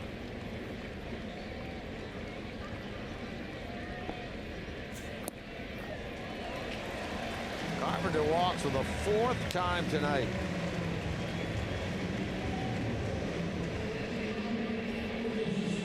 Well, make it 20 in a row. How about the Indians? They win tonight 2-0. Corey Kluber, a complete game shutout. They beat the Tigers for the 2nd night in a row, and they have now won 20 consecutive games. 20 straight. 7th shutout win during that time span.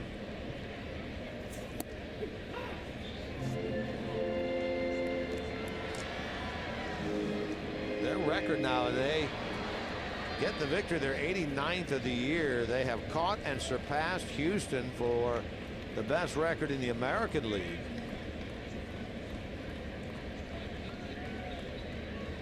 It cannot be stopped.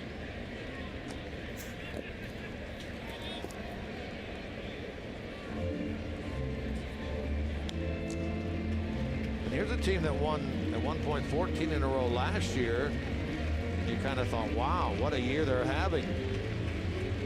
Nothing compared to what they did this year when they've now won 20 in a row and they keep on rolling.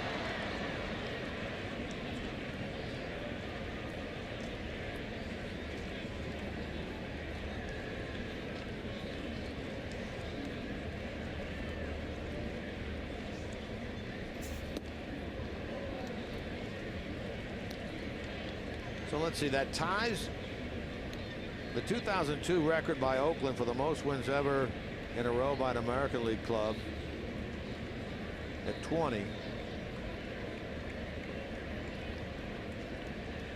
Cubs won 21 in a row back in 1935. And then there's that number we talked about with the New York Giants back in 1916. They won 26 consecutive wins with a tie mixed in a 27-game period.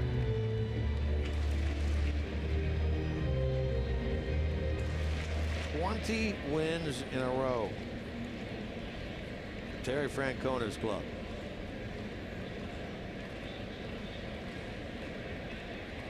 They're hard charging now to try to catch the Dodgers for the best record in baseball. That's significant this year because no longer does the All-Star winner get home field advantage for their league in the World Series.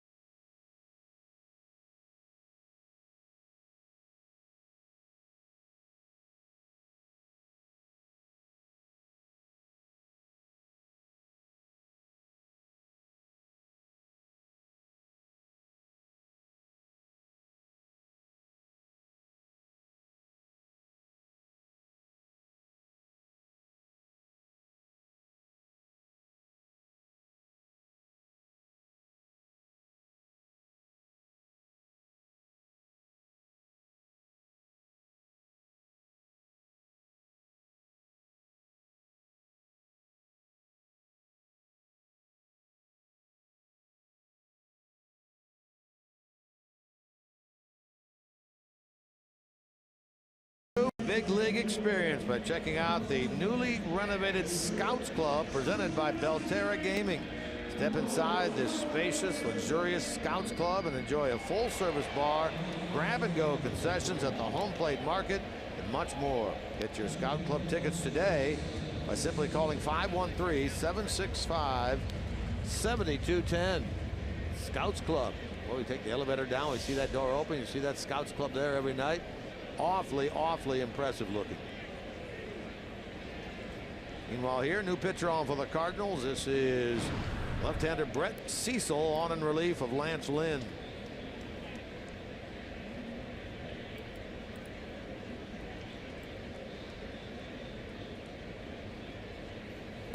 Oh, they warmed Cecil up. I thought that they probably figured this would be the left-handed part of the Reds lineup, although Scooter Gennett, who would be normally in the on-deck circle, has left the ball game. Peraza takes his place in the field and will be up after Votto. Cecil was going to be a prominent member of the St. Louis bullpen. Signed a 4-year deal near $30 million after spending his entire career previous to this one with the Toronto Blue Jays. Now, when you talk prominent member of the bullpen, you weren't talking closer, but you were talking a guy that they could rely on late. You're right, and actually, the bullpen is as fluid here in St. Louis as it is anywhere. I mean, ever changing. Mike Matheny can call on anybody down there to close out games. Right now, their main guy to close out games in the last few have been Juan Nicasio. If that name sounds familiar, it was because he was with the Pittsburgh Pirates a few weeks ago. And just before the trade deadline, the second trade deadline in August, he was traded, or he was put out on waivers and picked up by the New York Mets, or the Philadelphia Phillies. And at that time, the Cardinals had a chance to put a claim in on him, and they never did. So they ended up trading to the Phillies a player in order to get Nicasio in return, where they could have got him on the waiver wire for nothing at all. They like what he has done. Not only that, but they got Nicasio too late for him to be included on their postseason roster if they end up making the postseason.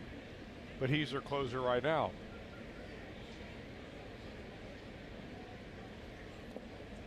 And he's another one who is a free agent after this season. A few years ago, the Pirates tried to make him a starter. Really didn't work out. And a good solid reliever. I think he's 31 years old, and he's done nice work since coming over here. Of course, they're no longer with Kevin Segrist here. They had put him, designated him for assignment. He was claimed, I believe, by Philadelphia.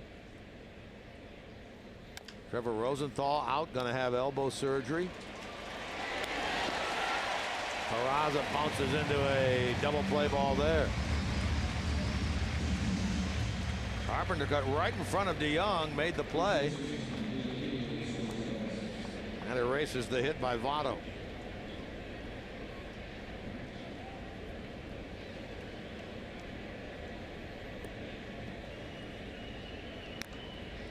So Suarez will bat with 2 out. Carpenter, he's been an everyday second baseman. He's been an everyday third baseman, first base. You talk about how fluid the bullpen has been. This whole team really is like that.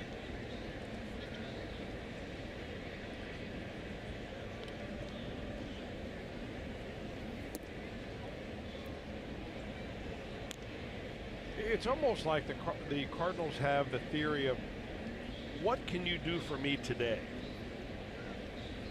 And we really don't care about your history. We don't care what you hit in AAA. We don't care that you're only 21 years old or never really been above it. They brought up a kid that I think they've since sent him back down, but who had only played an A-ball.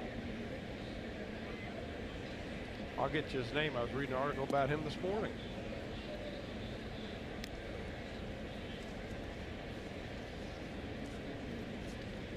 They seem to get their success from the most unlikely of sources. I think his name was Breivik Valera. Yeah, they sent him down today. They recalled Magneri's Sierra from AAA. The Memphis team, their AAA club was in the championship series of the PCL. So some of their players were still down there. Aledmys Diaz being one of them.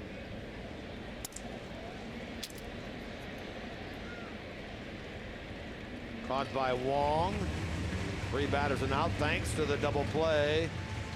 Go the Reds here in inning number 6.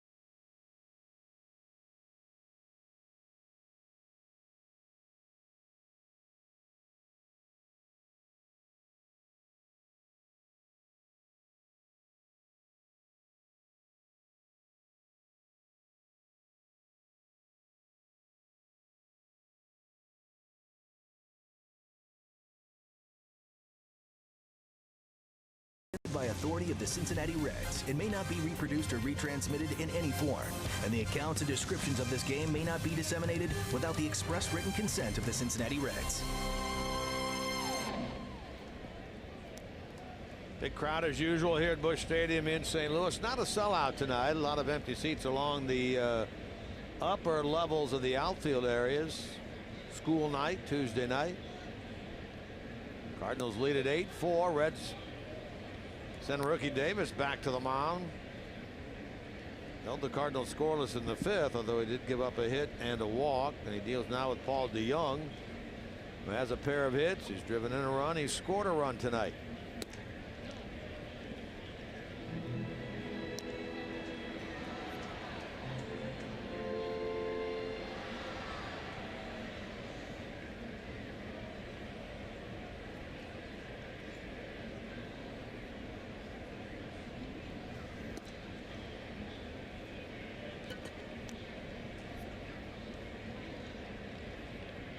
Davis between AA and AAA this year made 14 starts, an ERA of right near 4.6. 4 wins, 4 losses.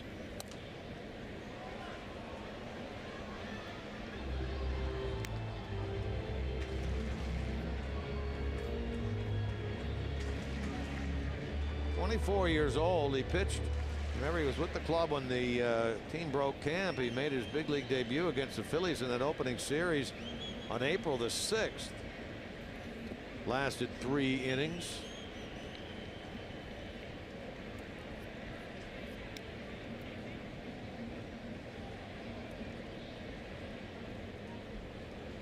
Picked up his lone big league win at home against the Pirates on May the 3rd with a 5-inning no-run 4-hit outing.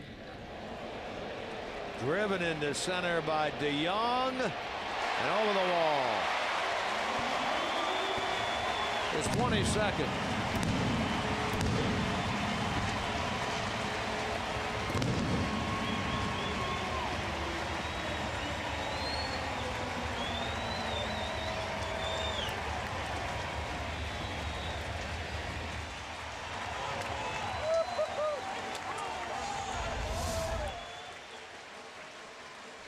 Well, he just continues to mash Cincinnati pitching. Came into this ball game hitting over 340 against the Reds.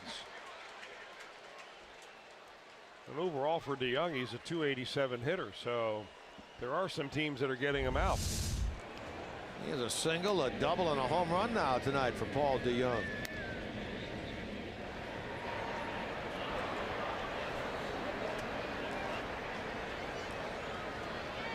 Jose Martinez, 1 out of 3.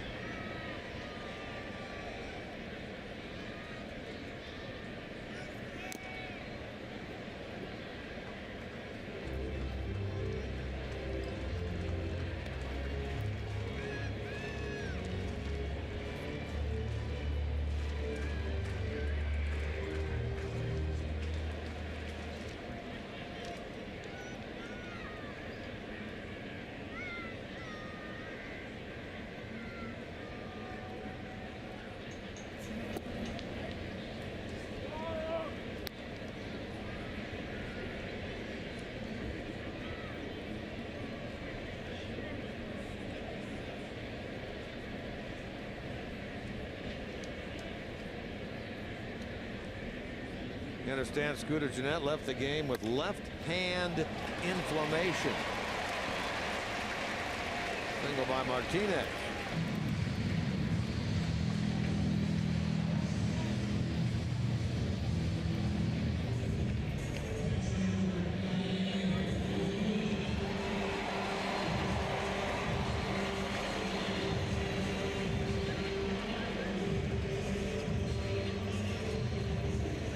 Yadier Molina bats with a runner aboard. A run in, nobody out. He's been on twice tonight. Drove in 2 back in the first.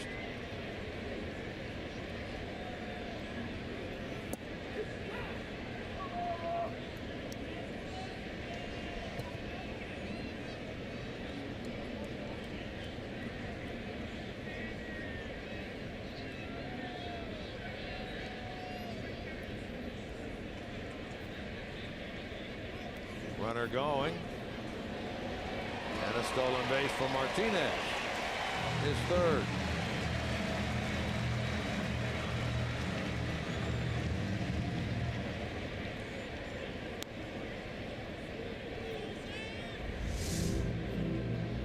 Rookie Davis really doesn't pay much attention to Martinez down there, who senses it, gets a big jump, and really no chance at all for Stuart Turner to throw him out. Pretty good pick there by Peraza, not allowing that ball to go on into center field, which would have sent Martinez over to third. Puts a runner now in scoring position for Yadier Molina.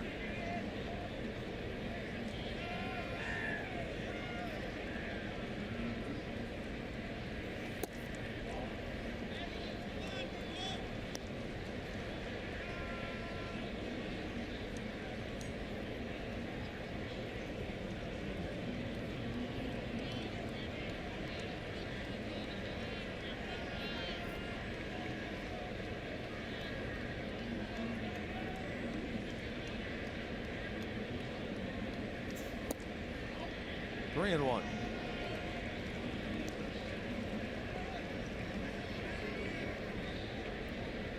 Robert Stevenson started, allowed 6 runs in 3 innings.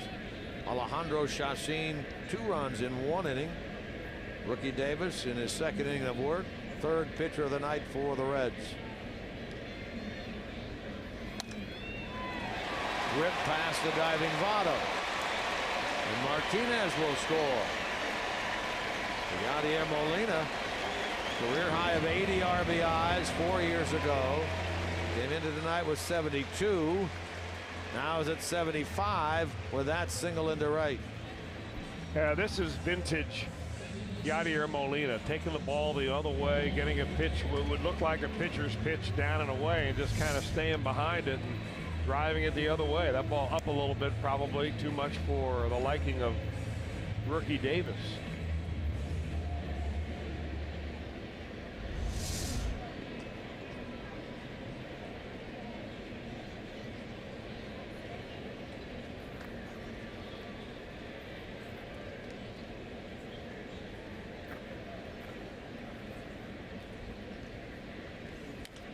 wonder what they're talking about down there. Yadier Molina and Joey Votto having a little conversation. I think Yadi's saying, hey, what happened to that guy that used to play second base for you, that number 4 guy? Whatever happened to him? I kind of liked him. I guess that's a possibility that they could be talking about that, not a probability.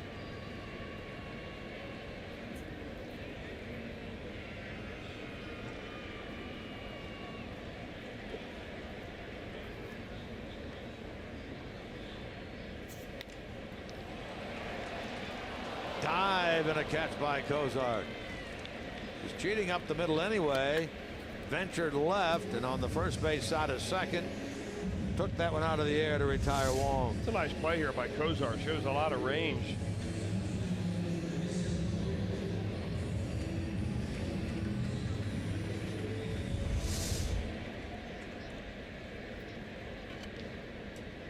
Here's Harrison Bader. Made a bid for a home run ball his last time up in the 5th. He was the first batter to face rookie Davis.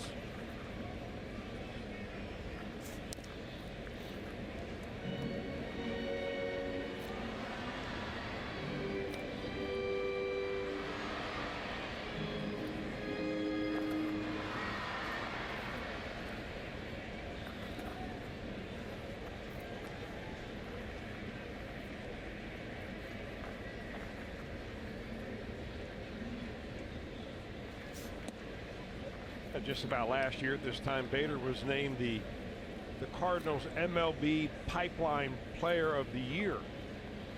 Which means that someone, one of those guys they figured that would make the transition from college to pros and then to the major leagues quicker than just about anybody else they had. And sure enough, he made his major league debut July the 25th. And then recorded his first major league hit in the 9th inning of a tie game. Brian Price, Tomas Vera, trainer. He accompanies Brian to the mound to talk with rookie Davis. Portends an injury potentially to the right-hander. Gary Cedarstrom, the crew chief, the home plate umpire, is out there as well.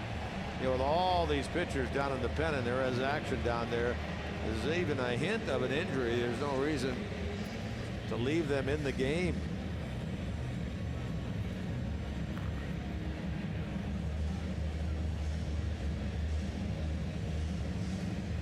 Ariel Hernandez throwing in the Reds bullpen.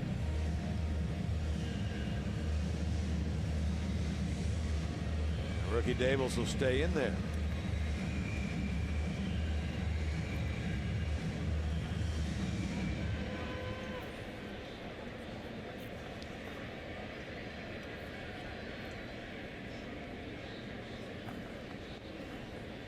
Cardinals have added 2 here in this inning, now lead 10-4.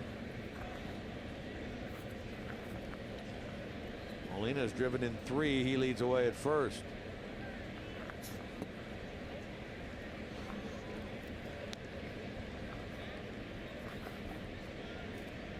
Well, they've been putting up the offense 7 times now. They've scored 10 or more runs since August the 7th. Reds have done that as well. They get an out at second, but Suarez had a little trouble getting that ball out of his glove at third. With just 1 out recorded, Molina forced. Hit so slowly, I'm not so sure they're going to get Bader, who can run down the line pretty well. I'll tell you, even though Molina was late getting to the bag down there, he just didn't peel off into right field.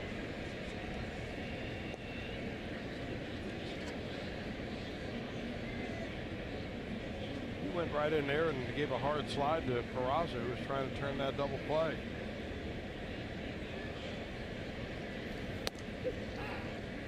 Saw that play in New York the other day with Phillip Ervin going hard into second base, and Terry Collins thinking that maybe he had broken the slide into second base rule, but it was very clean. He went right to the bag.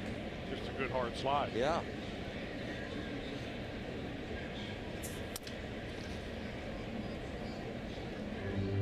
Grichuk 0 for 2 with a sac fly tonight.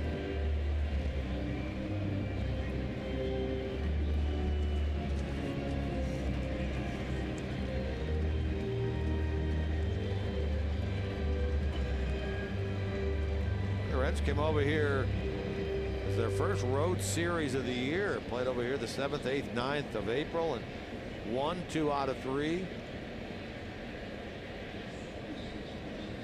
Came back later in the month of April, lost the first game. Second game was rained out. Runner takes off on the ball in the dirt, safe at second. Heads up play by Bader. Yeah, there you get the little look at his speed that time.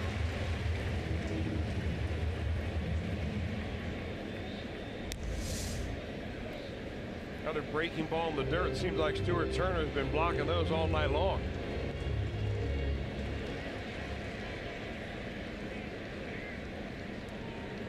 Ball actually bounced off the leg of Grichuk and came back to Turner. Goes down with a wild pitch on Rookie Davis. Twice we've seen Stuart Turner get into the proper position to block those balls, but when they're breaking balls, as you talked about, they take funky spins once they hit the ground, and that's what happened 2 times to Turner.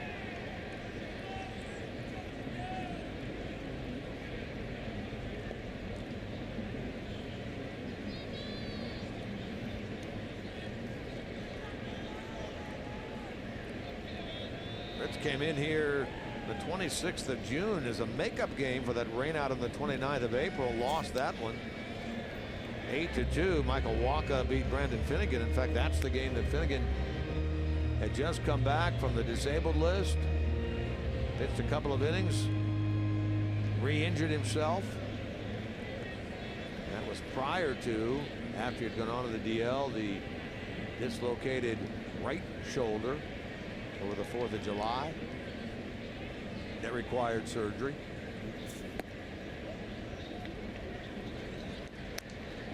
And after this series, the Cardinals come in 1 week from today into Great American Ballpark for 3 night games, Tuesday, Wednesday, Thursday, the 19th through the 21st.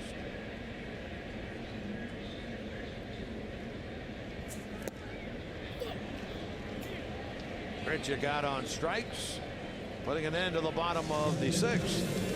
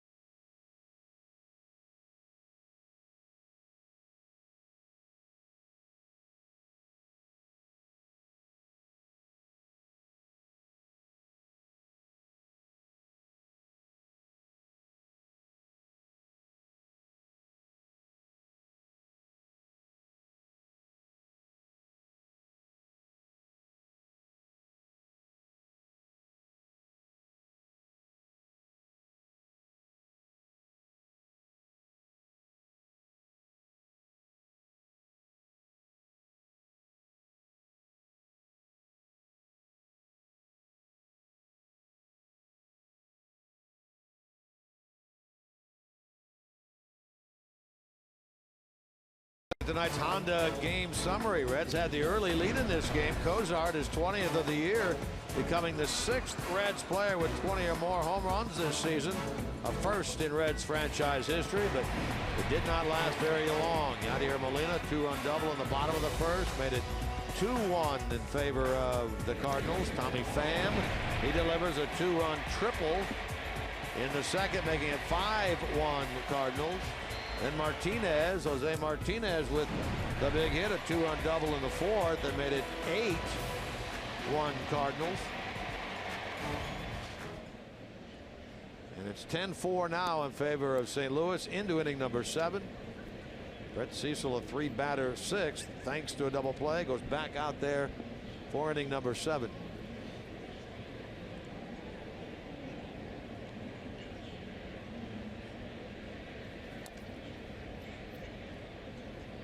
Schebler started that 3-run 5th for the Reds with a double, snapping a 1-for-13 drought for him. Talk about some of these averages for the Reds in the second half or in the month of September. Schebler 167 for the month coming into tonight. Boy, he hit that one almost right out of Molina's glove. Nearly picked off his batting coach, Don Long.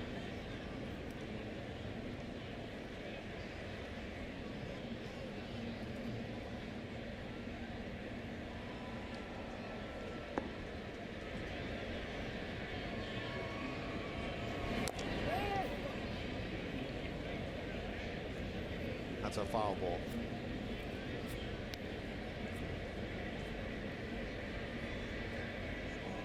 Carson Kelly has taken over behind the plate for the Cardinals, replacing Yadier Molina.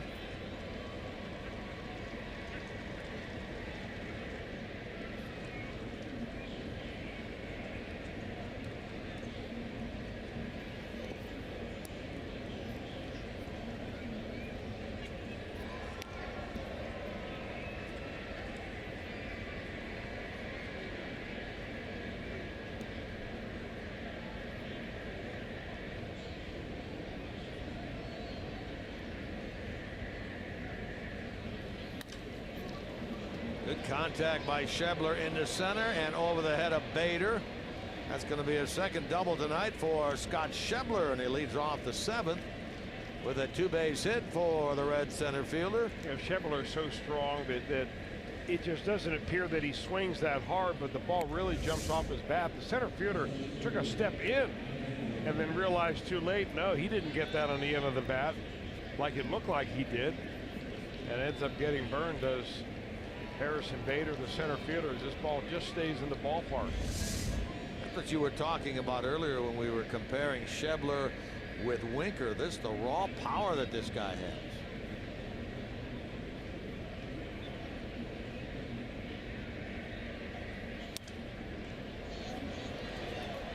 Playable for Carpenter. One out. Let's head on back to the studio now for another update. Here's Brian Giesenslaw.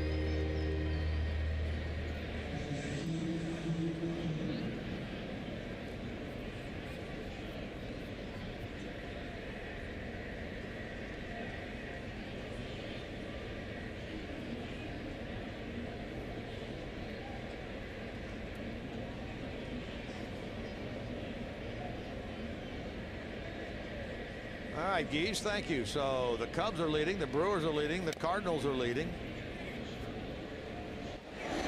Cecil will make the play and throw Turner out. So if everything stays the way it is, it'll still be the Cubs by 2.5 over the Cardinals, 2 over the Cardinals, 2.5 over Milwaukee. Here's what these guys have left. When you look at what's left for these teams, the Cubs seem to have the roughest road because they have a 10-game road trip still to come that takes them those 2 games at Tampa Bay, 4 at Milwaukee, and then 4 here in St. Louis.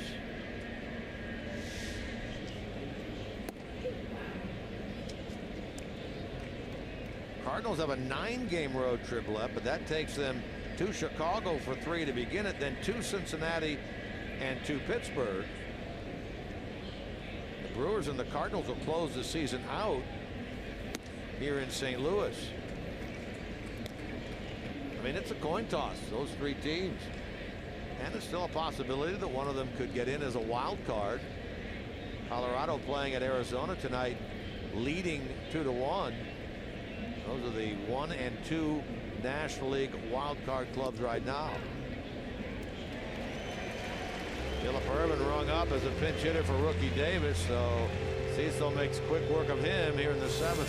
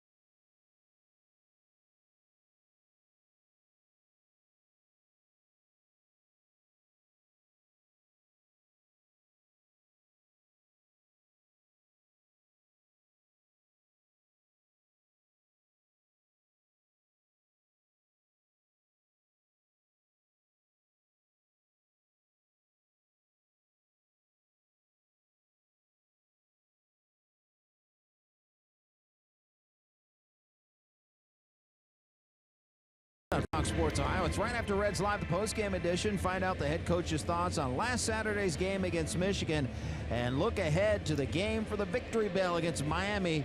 It's the Luke Fickell Show tonight, right after Reds Live on Fox Sports Ohio and streaming on Fox Sports Go. Rain coming down again here at Busch Stadium. Now this time it's coming straight down. Earlier it was blowing sideways somewhat. Now the question I'm wondering is, does Jim Day have his Gore-Tex suit on? I know that he was in New York. I know he went shopping at some very high shelf stores. I'm wondering if he picked up one of those new Gore-Tex suits. Jim Day, what say you? That would be a no, and I'm a bargain shopper, Chris Welsh. I don't go to those highfalutin places like you. You walk right by them on the way to the bargain stores. I can do. show you the way. Do you have your rain gear with you down there, Jim Day? I do not. This seems to be a quick shower. Now it's lit up. You better hope it is.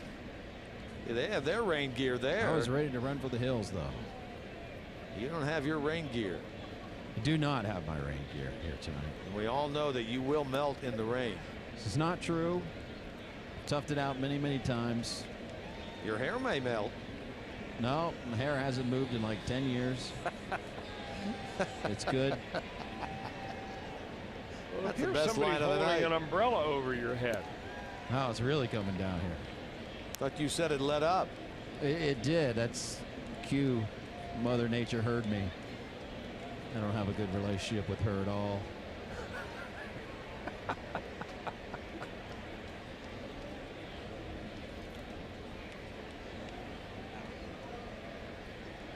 Bye, Jim. He went down into the tunnel.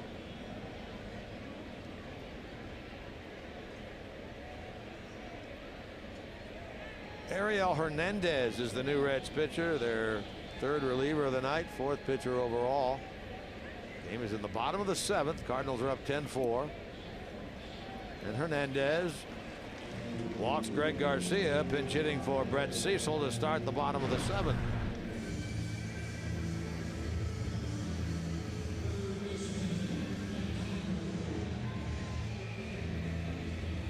Cardinals have not gone down in order in this game. In fact, they've had the leadoff man on in 6 of the 7 innings tonight. That's not a good recipe for winning.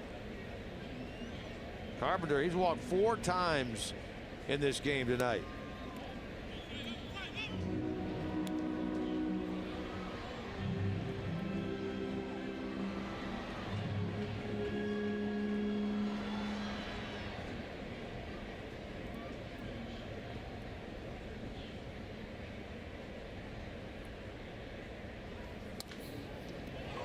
Makes contact there and rips it by first base. Off the wall on the side. Winker will get it. They're going to send the runner to the plate. Here comes the throw and safe the call. Greg Garcia hard charging toward third. Mike Child sent him home toward the dish and he scores. And that adds to the Cardinal lead.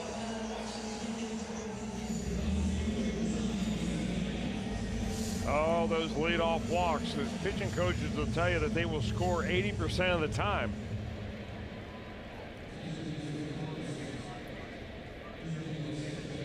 And just ahead of the throw, boy, Garcia wasn't sure whether he was coming or not. I guess he decided, heck yeah, and then he puts that little left hand on the plate as he slides by.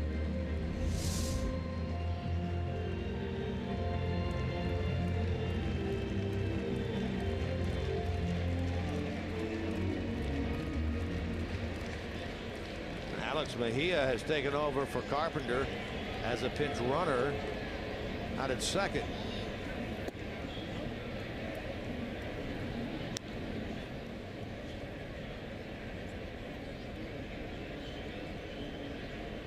A productive night for Matt Carpenter. RBI double, 4 walks, 2 runs scored. Sounds like a Joey Votto night. It does. On a 5 plate appearance. 5 plate appearances and 5 times on base.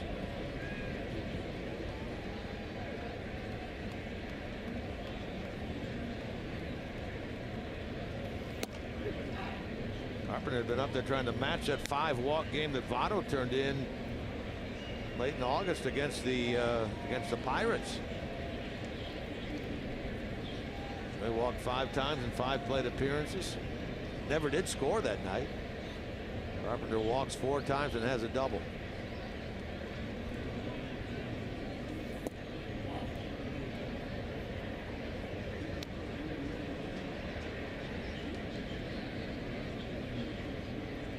Rookie Davis, 2 innings, 2 runs, 4 hits. This is Ariel Hernandez.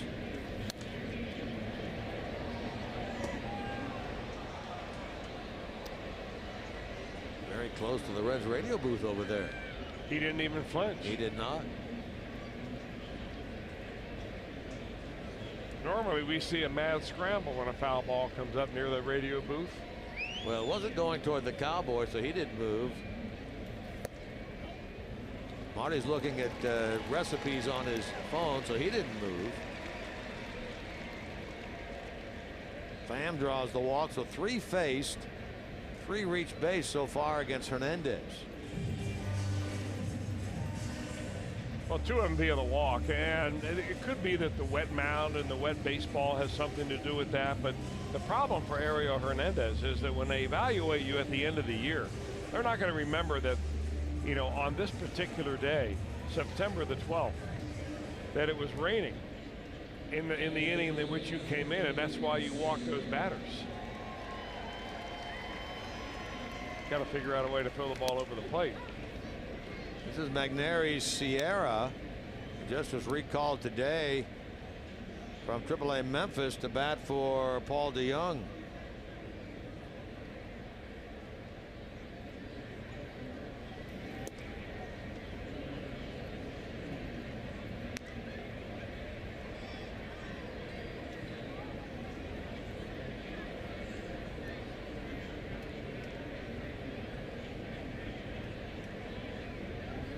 This is a young man, only 21 years old, from the Dominican. In his debut back in May.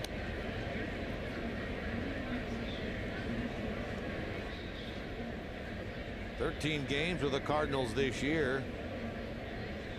19 for 52, a .365 average. Yeah, he's the young man that I was talking about, Jim, that before this year had never been anywhere really above A ball. When I originally called him up, he was just 21 years old. And he goes down.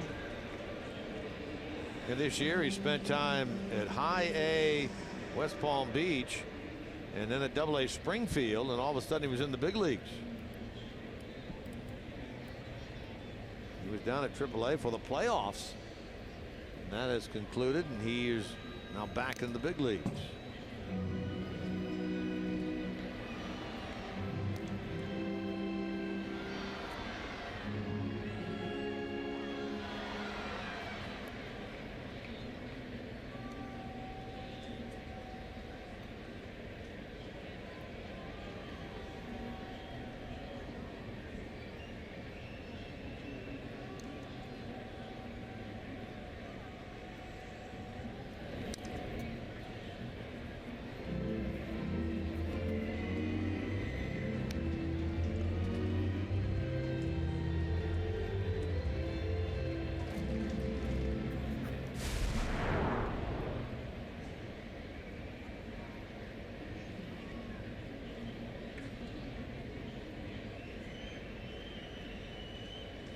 Mentioned the Cardinals AAA team Memphis is into the Pacific Coast League Finals. They were supposed to play at home tonight against El Paso.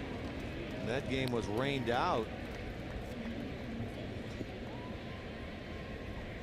We congratulate the Dayton Dragons on a very fine year, although they were eliminated, I guess it was last night, 3-0 at home by Fort Wayne. They lost that second round series 2-1. So Fort Wayne, Quad Cities will play in the Midwest League Championship game, but the Dayton team, they close out a nice year. Pensacola, the co-champions of the Southern League. Dayton made the playoffs, the only two Reds minor league teams to get that far.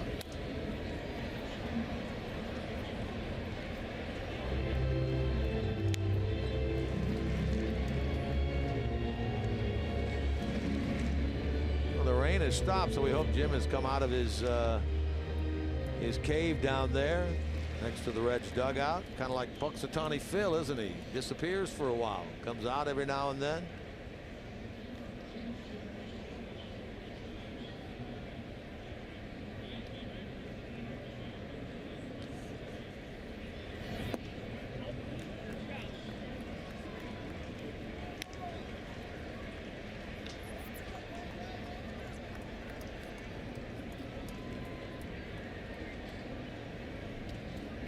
Deck McGuire, just called up today, is now throwing in the Reds bullpen.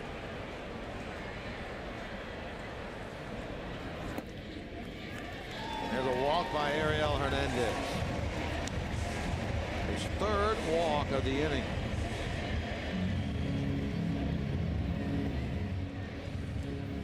Mac Jenkins will make his way. Well, we've not seen Mac make a pitching change yet this year as far as I can remember. So he's just going to maybe go out and try to settle down Ariel Hernandez a little bit.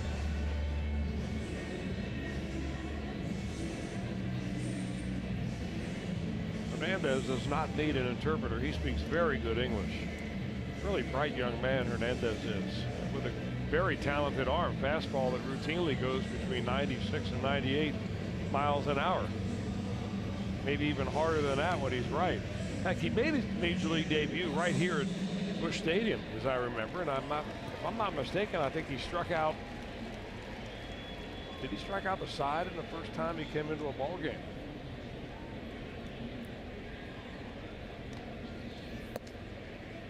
I know he struck out 5 in an inning or two. 2 2/3, was it? That was at Milwaukee. Okay. Not at St. Louis. But yeah, he did strike out 5 in 2 2/3. Right stat, wrong city.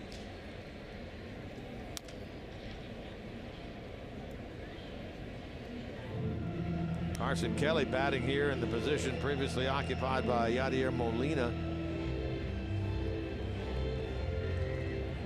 Cardinals up 11-4. We're in the bottom of the 7th. St. Louis with the bases loaded and 1 out.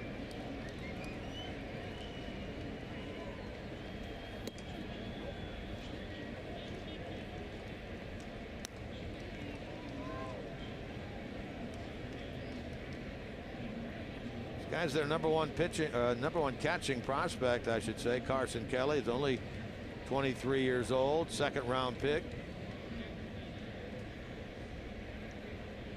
Back in 2012.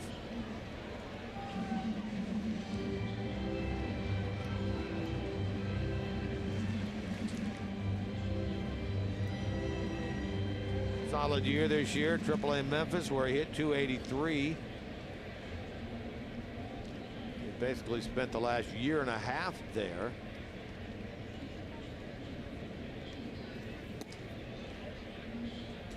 Now Hernandez in danger of walking in a run. Deck McGuire is ready in the bullpen, so Hernandez doesn't appear to be long for this game.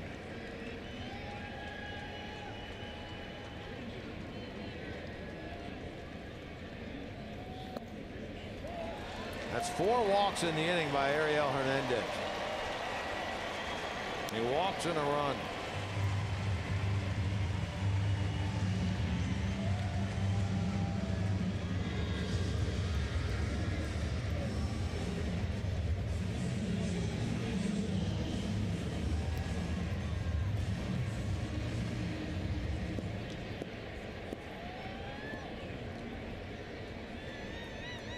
Now it's Colton Wong.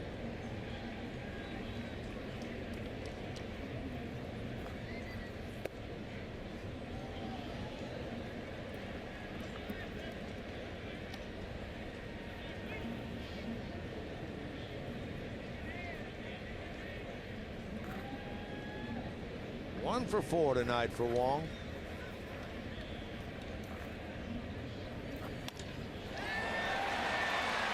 get 1 run home.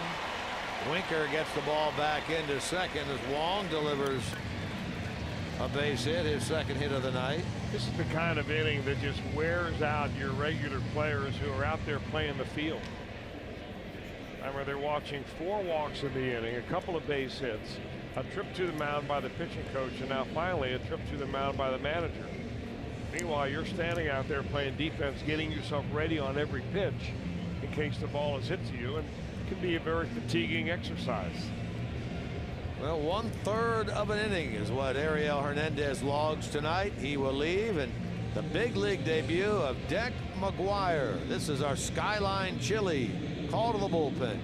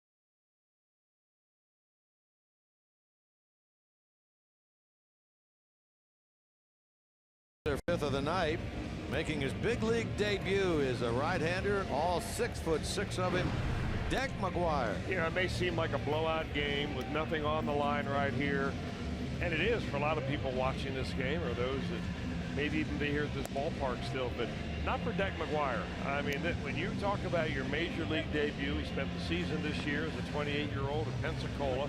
He's a former #1 draft pick by the Toronto Blue Jays, and he signed over the winter as a minor league free agent with the Reds. Probably taking a look at the Reds organization thinking, hey, they need some help. So the big 6'6" right-hander from Richmond, Virginia, by way of Virginia Tech, takes the mound for his first major league pitch. 30th pitcher to appear in a game for the Reds this year.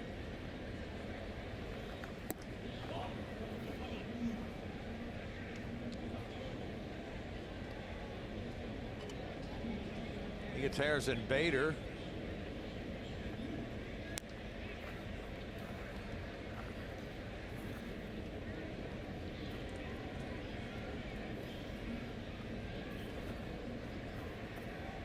With the bases loaded, 1 out.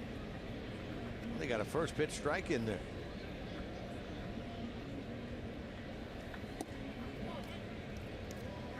He is the 16th Reds player to make his major league debut this season, the 11th Reds pitcher to debut, 17th rookie to pitch for the Reds this year, and as I mentioned, the 30th different pitcher to appear overall.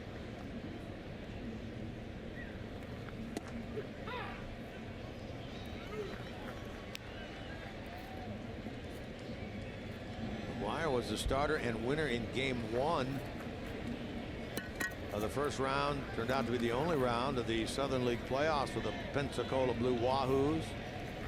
Series they won over Jacksonville 3-0.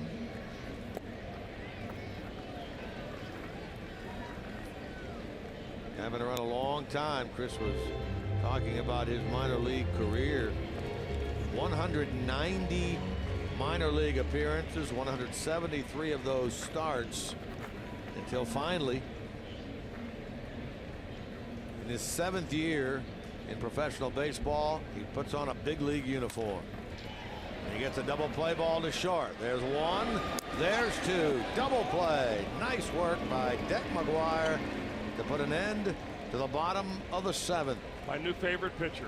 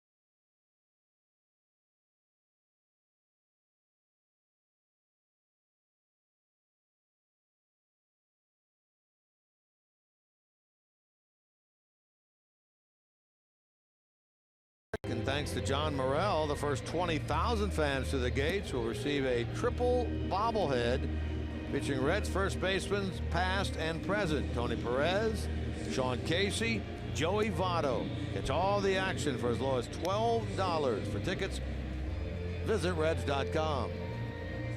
Remember, stay with us afterwards. And for every Reds game here at Fox Sports Ohio, that's Reds Live postgame, presented by Performance Kings Honda. That's coming up after tonight's game.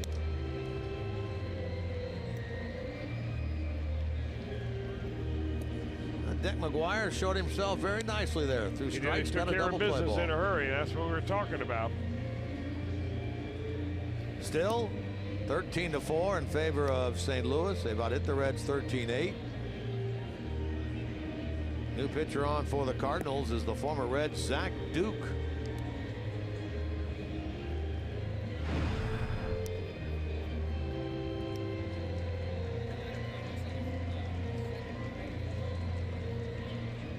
Remember back in that year, and he pitched for the Reds in 2013. He thought his career was over. He was pitching at AAA Louisville. Reds folks had to convince him to continue to pitch, and boy, has he done a nice job for a number of different clubs since that time. Well, he appeared in 74 games for Milwaukee the year after he thought his career was done. That was in 2014. Then in 2015, 71 games for the White Sox. 2016 combined in 81 games. So he is a true survivor, no question about it.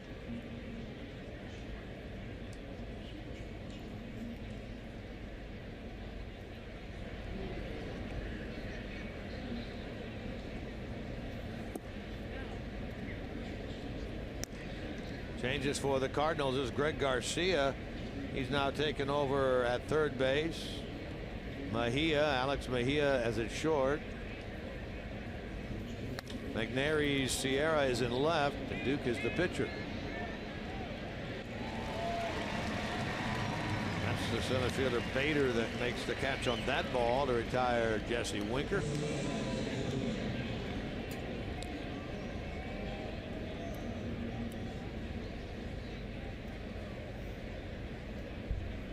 Seemed like a long time ago that when Zach Cozart hit that ball into the seats above the bullpen for a Reds lead. Well, that was way back at the top of the first.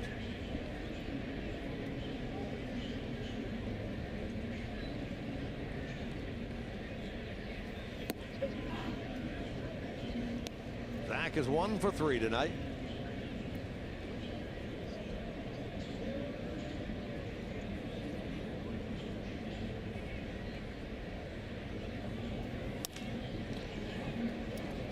Chance again for Bader. Couple of putouts for the Cardinals center fielder, and there are 2 men out. Votto will bat.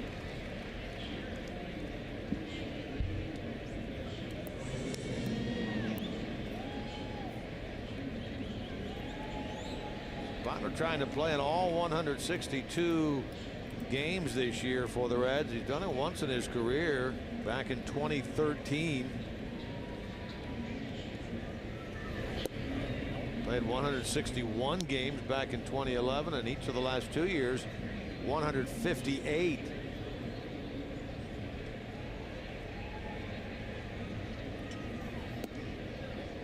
A real warrior out there. He doesn't like to be out of the lineup.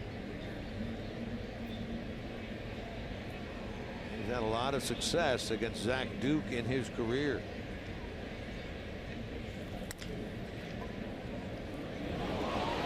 Nice play, but a base hit. Wong went nicely to his right to field that ball. That's an infield hit for Votto, so he continues to hit well against Zach Duke. Well, Votto picks his second hit up on the night, hit a sharp line drive into right field his first time up, and Joey showing some wheels on that running down the line.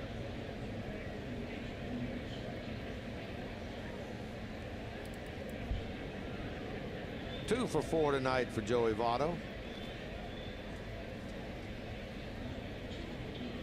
Jose Peraza took over for Scooter Gennett, who left the game back in the 4th. Left hand inflammation. Range coming down again.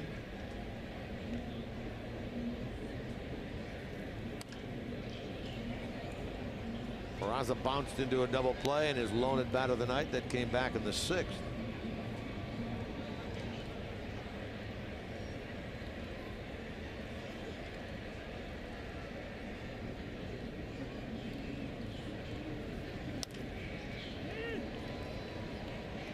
Into center, Bader. And he makes all 3 putouts in the frame to end the Reds' 8th inning.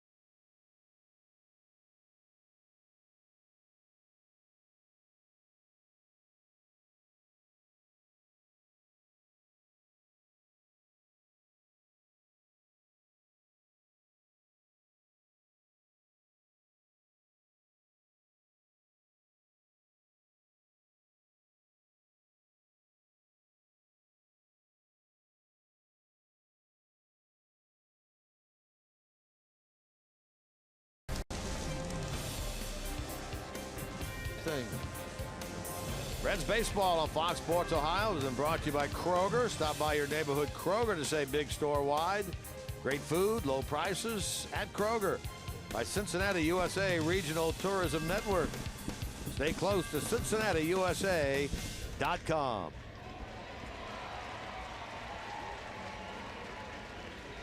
Base hit leads off the bottom of the 8th inning here for Randall Grichuk. Rain really coming down at a rapid pace now here in St. Louis.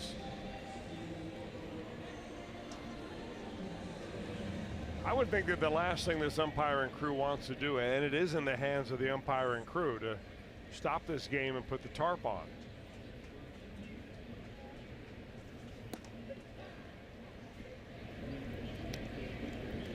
Gary Cedarstrom, he's the crew chief.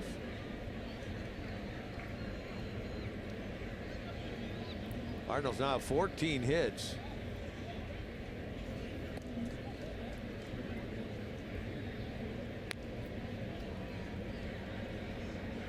Crowd tonight announced at 40,030, 40,030.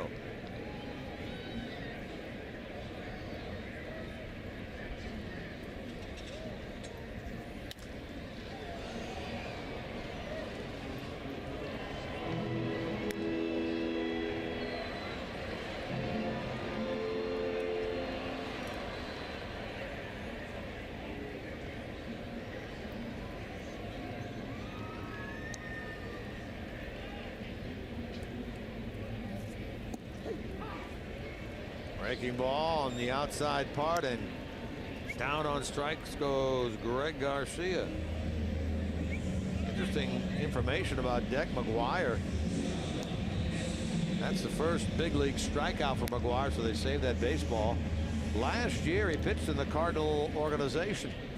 He was at Double-A Springfield, made one start there, spent most of the year at their Triple-A Memphis club, where he went 7-11 as a starter with a 5.10 ERA. And Chris mentioned signed by the Reds for the 2017 season.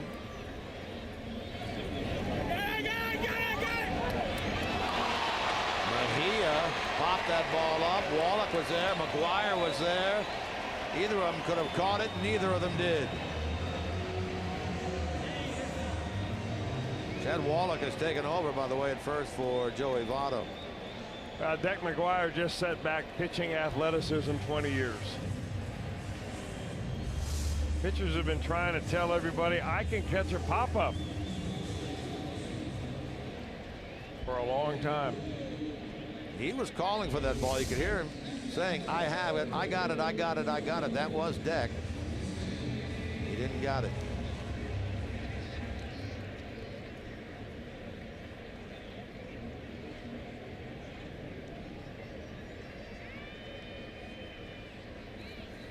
Well, it's such a big event anytime you make your major league debut. Deck and his wife and 11-month-old son live in Colorado. His mom and dad, I think, came in from Colorado to watch him pitch possibly in this series. And if you wonder where the name Deck came from, his real name is William Deck McGuire. There's a shot and a double play ball. No. Throw from Cozart pulled Wallach off the bag, or it would have been the second double play ball produced by McGuire. Go ahead with your story. The name Deck is actually his mother's maiden name. So his given name is William Deck McGuire, and grew up with the name Deck. Some research right there, Chris Welsh. Or a quick conversation with the man himself.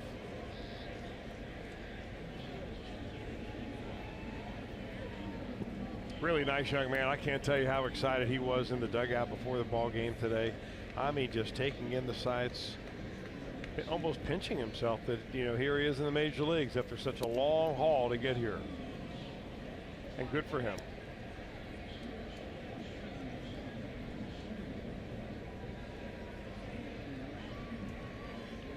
McNary Sierra struck out back in the 7th as a pinch hitter, stayed in the game and left.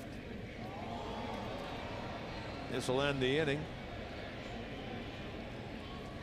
Oh, the error on the drop pop up by McGuire does not hurt the Reds. Inning and 2/3 of shutout ball for Deck McGuire.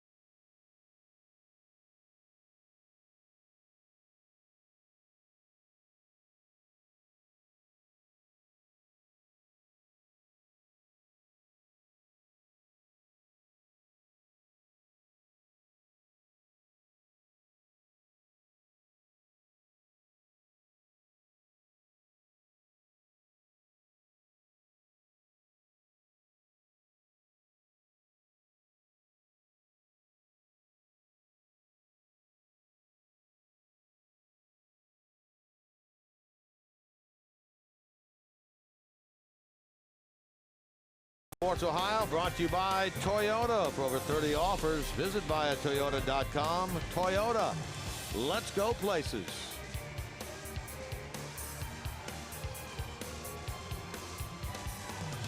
Fox Sports Ohio has a tremendous ticket offer to come out to Great American Ballpark this weekend.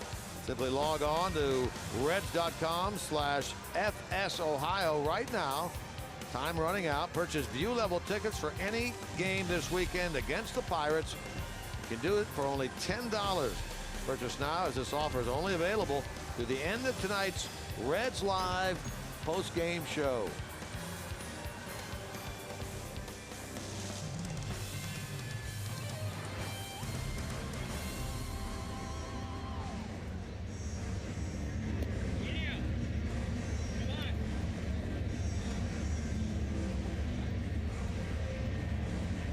Pitcher on for the Cardinals.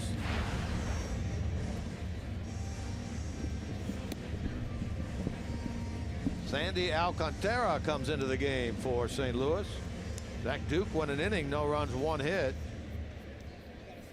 Alcantara takes over. Last work 9 days ago against the Giants. He'll work here in the top of the 9th inning. Spelled the same as the former Red Arismendi, and he pronounced his last name Alcantara. This is Alcantara.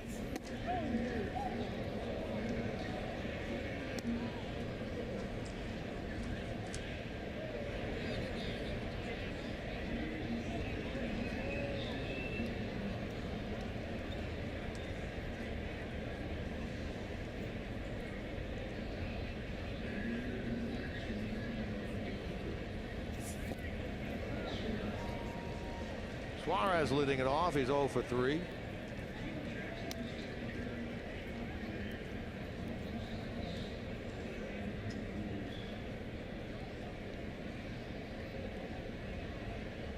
(13-4) St. Louis.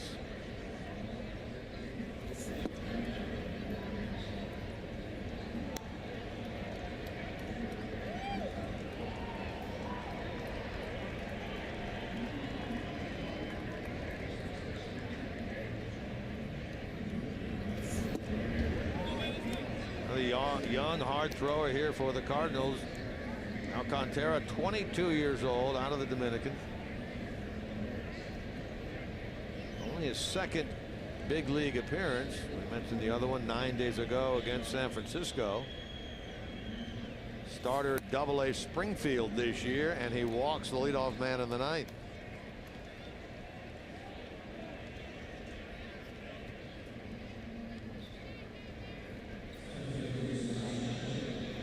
And Carson Kelly, the catcher, to the mound. Mike Matheny, Brian Price, both getting to see a lot of arms here this evening. Sebler Obadi's 2 for 3.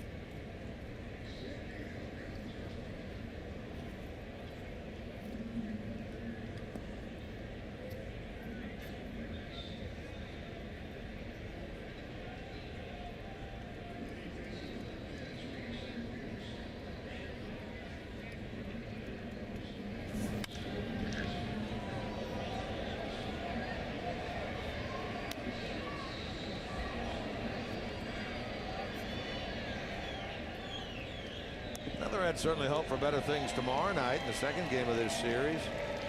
Another night game, an 8:15 Cincinnati start. 7:30 with Reds Live. Tyler Mahle against Jack Flaherty. They get one, they get another. What a pick by the shortstop out there, Mejia. Terrible throw from Alcantara. Turn it into a 1-6-3 double play. Well, you talk about a pick and a quick pick right on schedule here. It's almost like Alcantara intentionally threw that ball on the ground, the way he kind of cut it loose right there.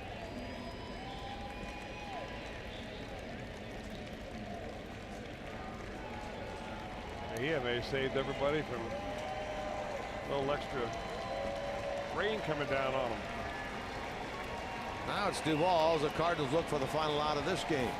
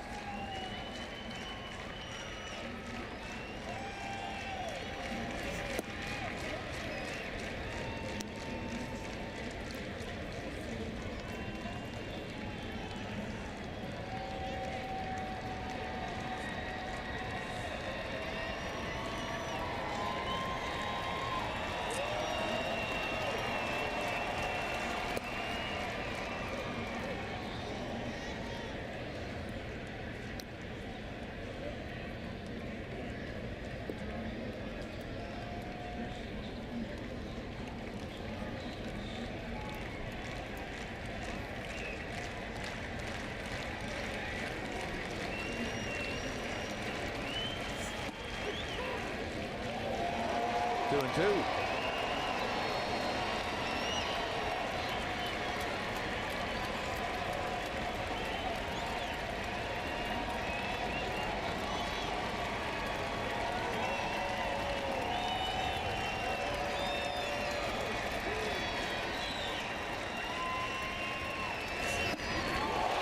Down he goes on strikes, and game 1 of this 3-game series goes to the homestanding Cardinals. They prevail 13-4 over the Reds. We'll be back with more right after this.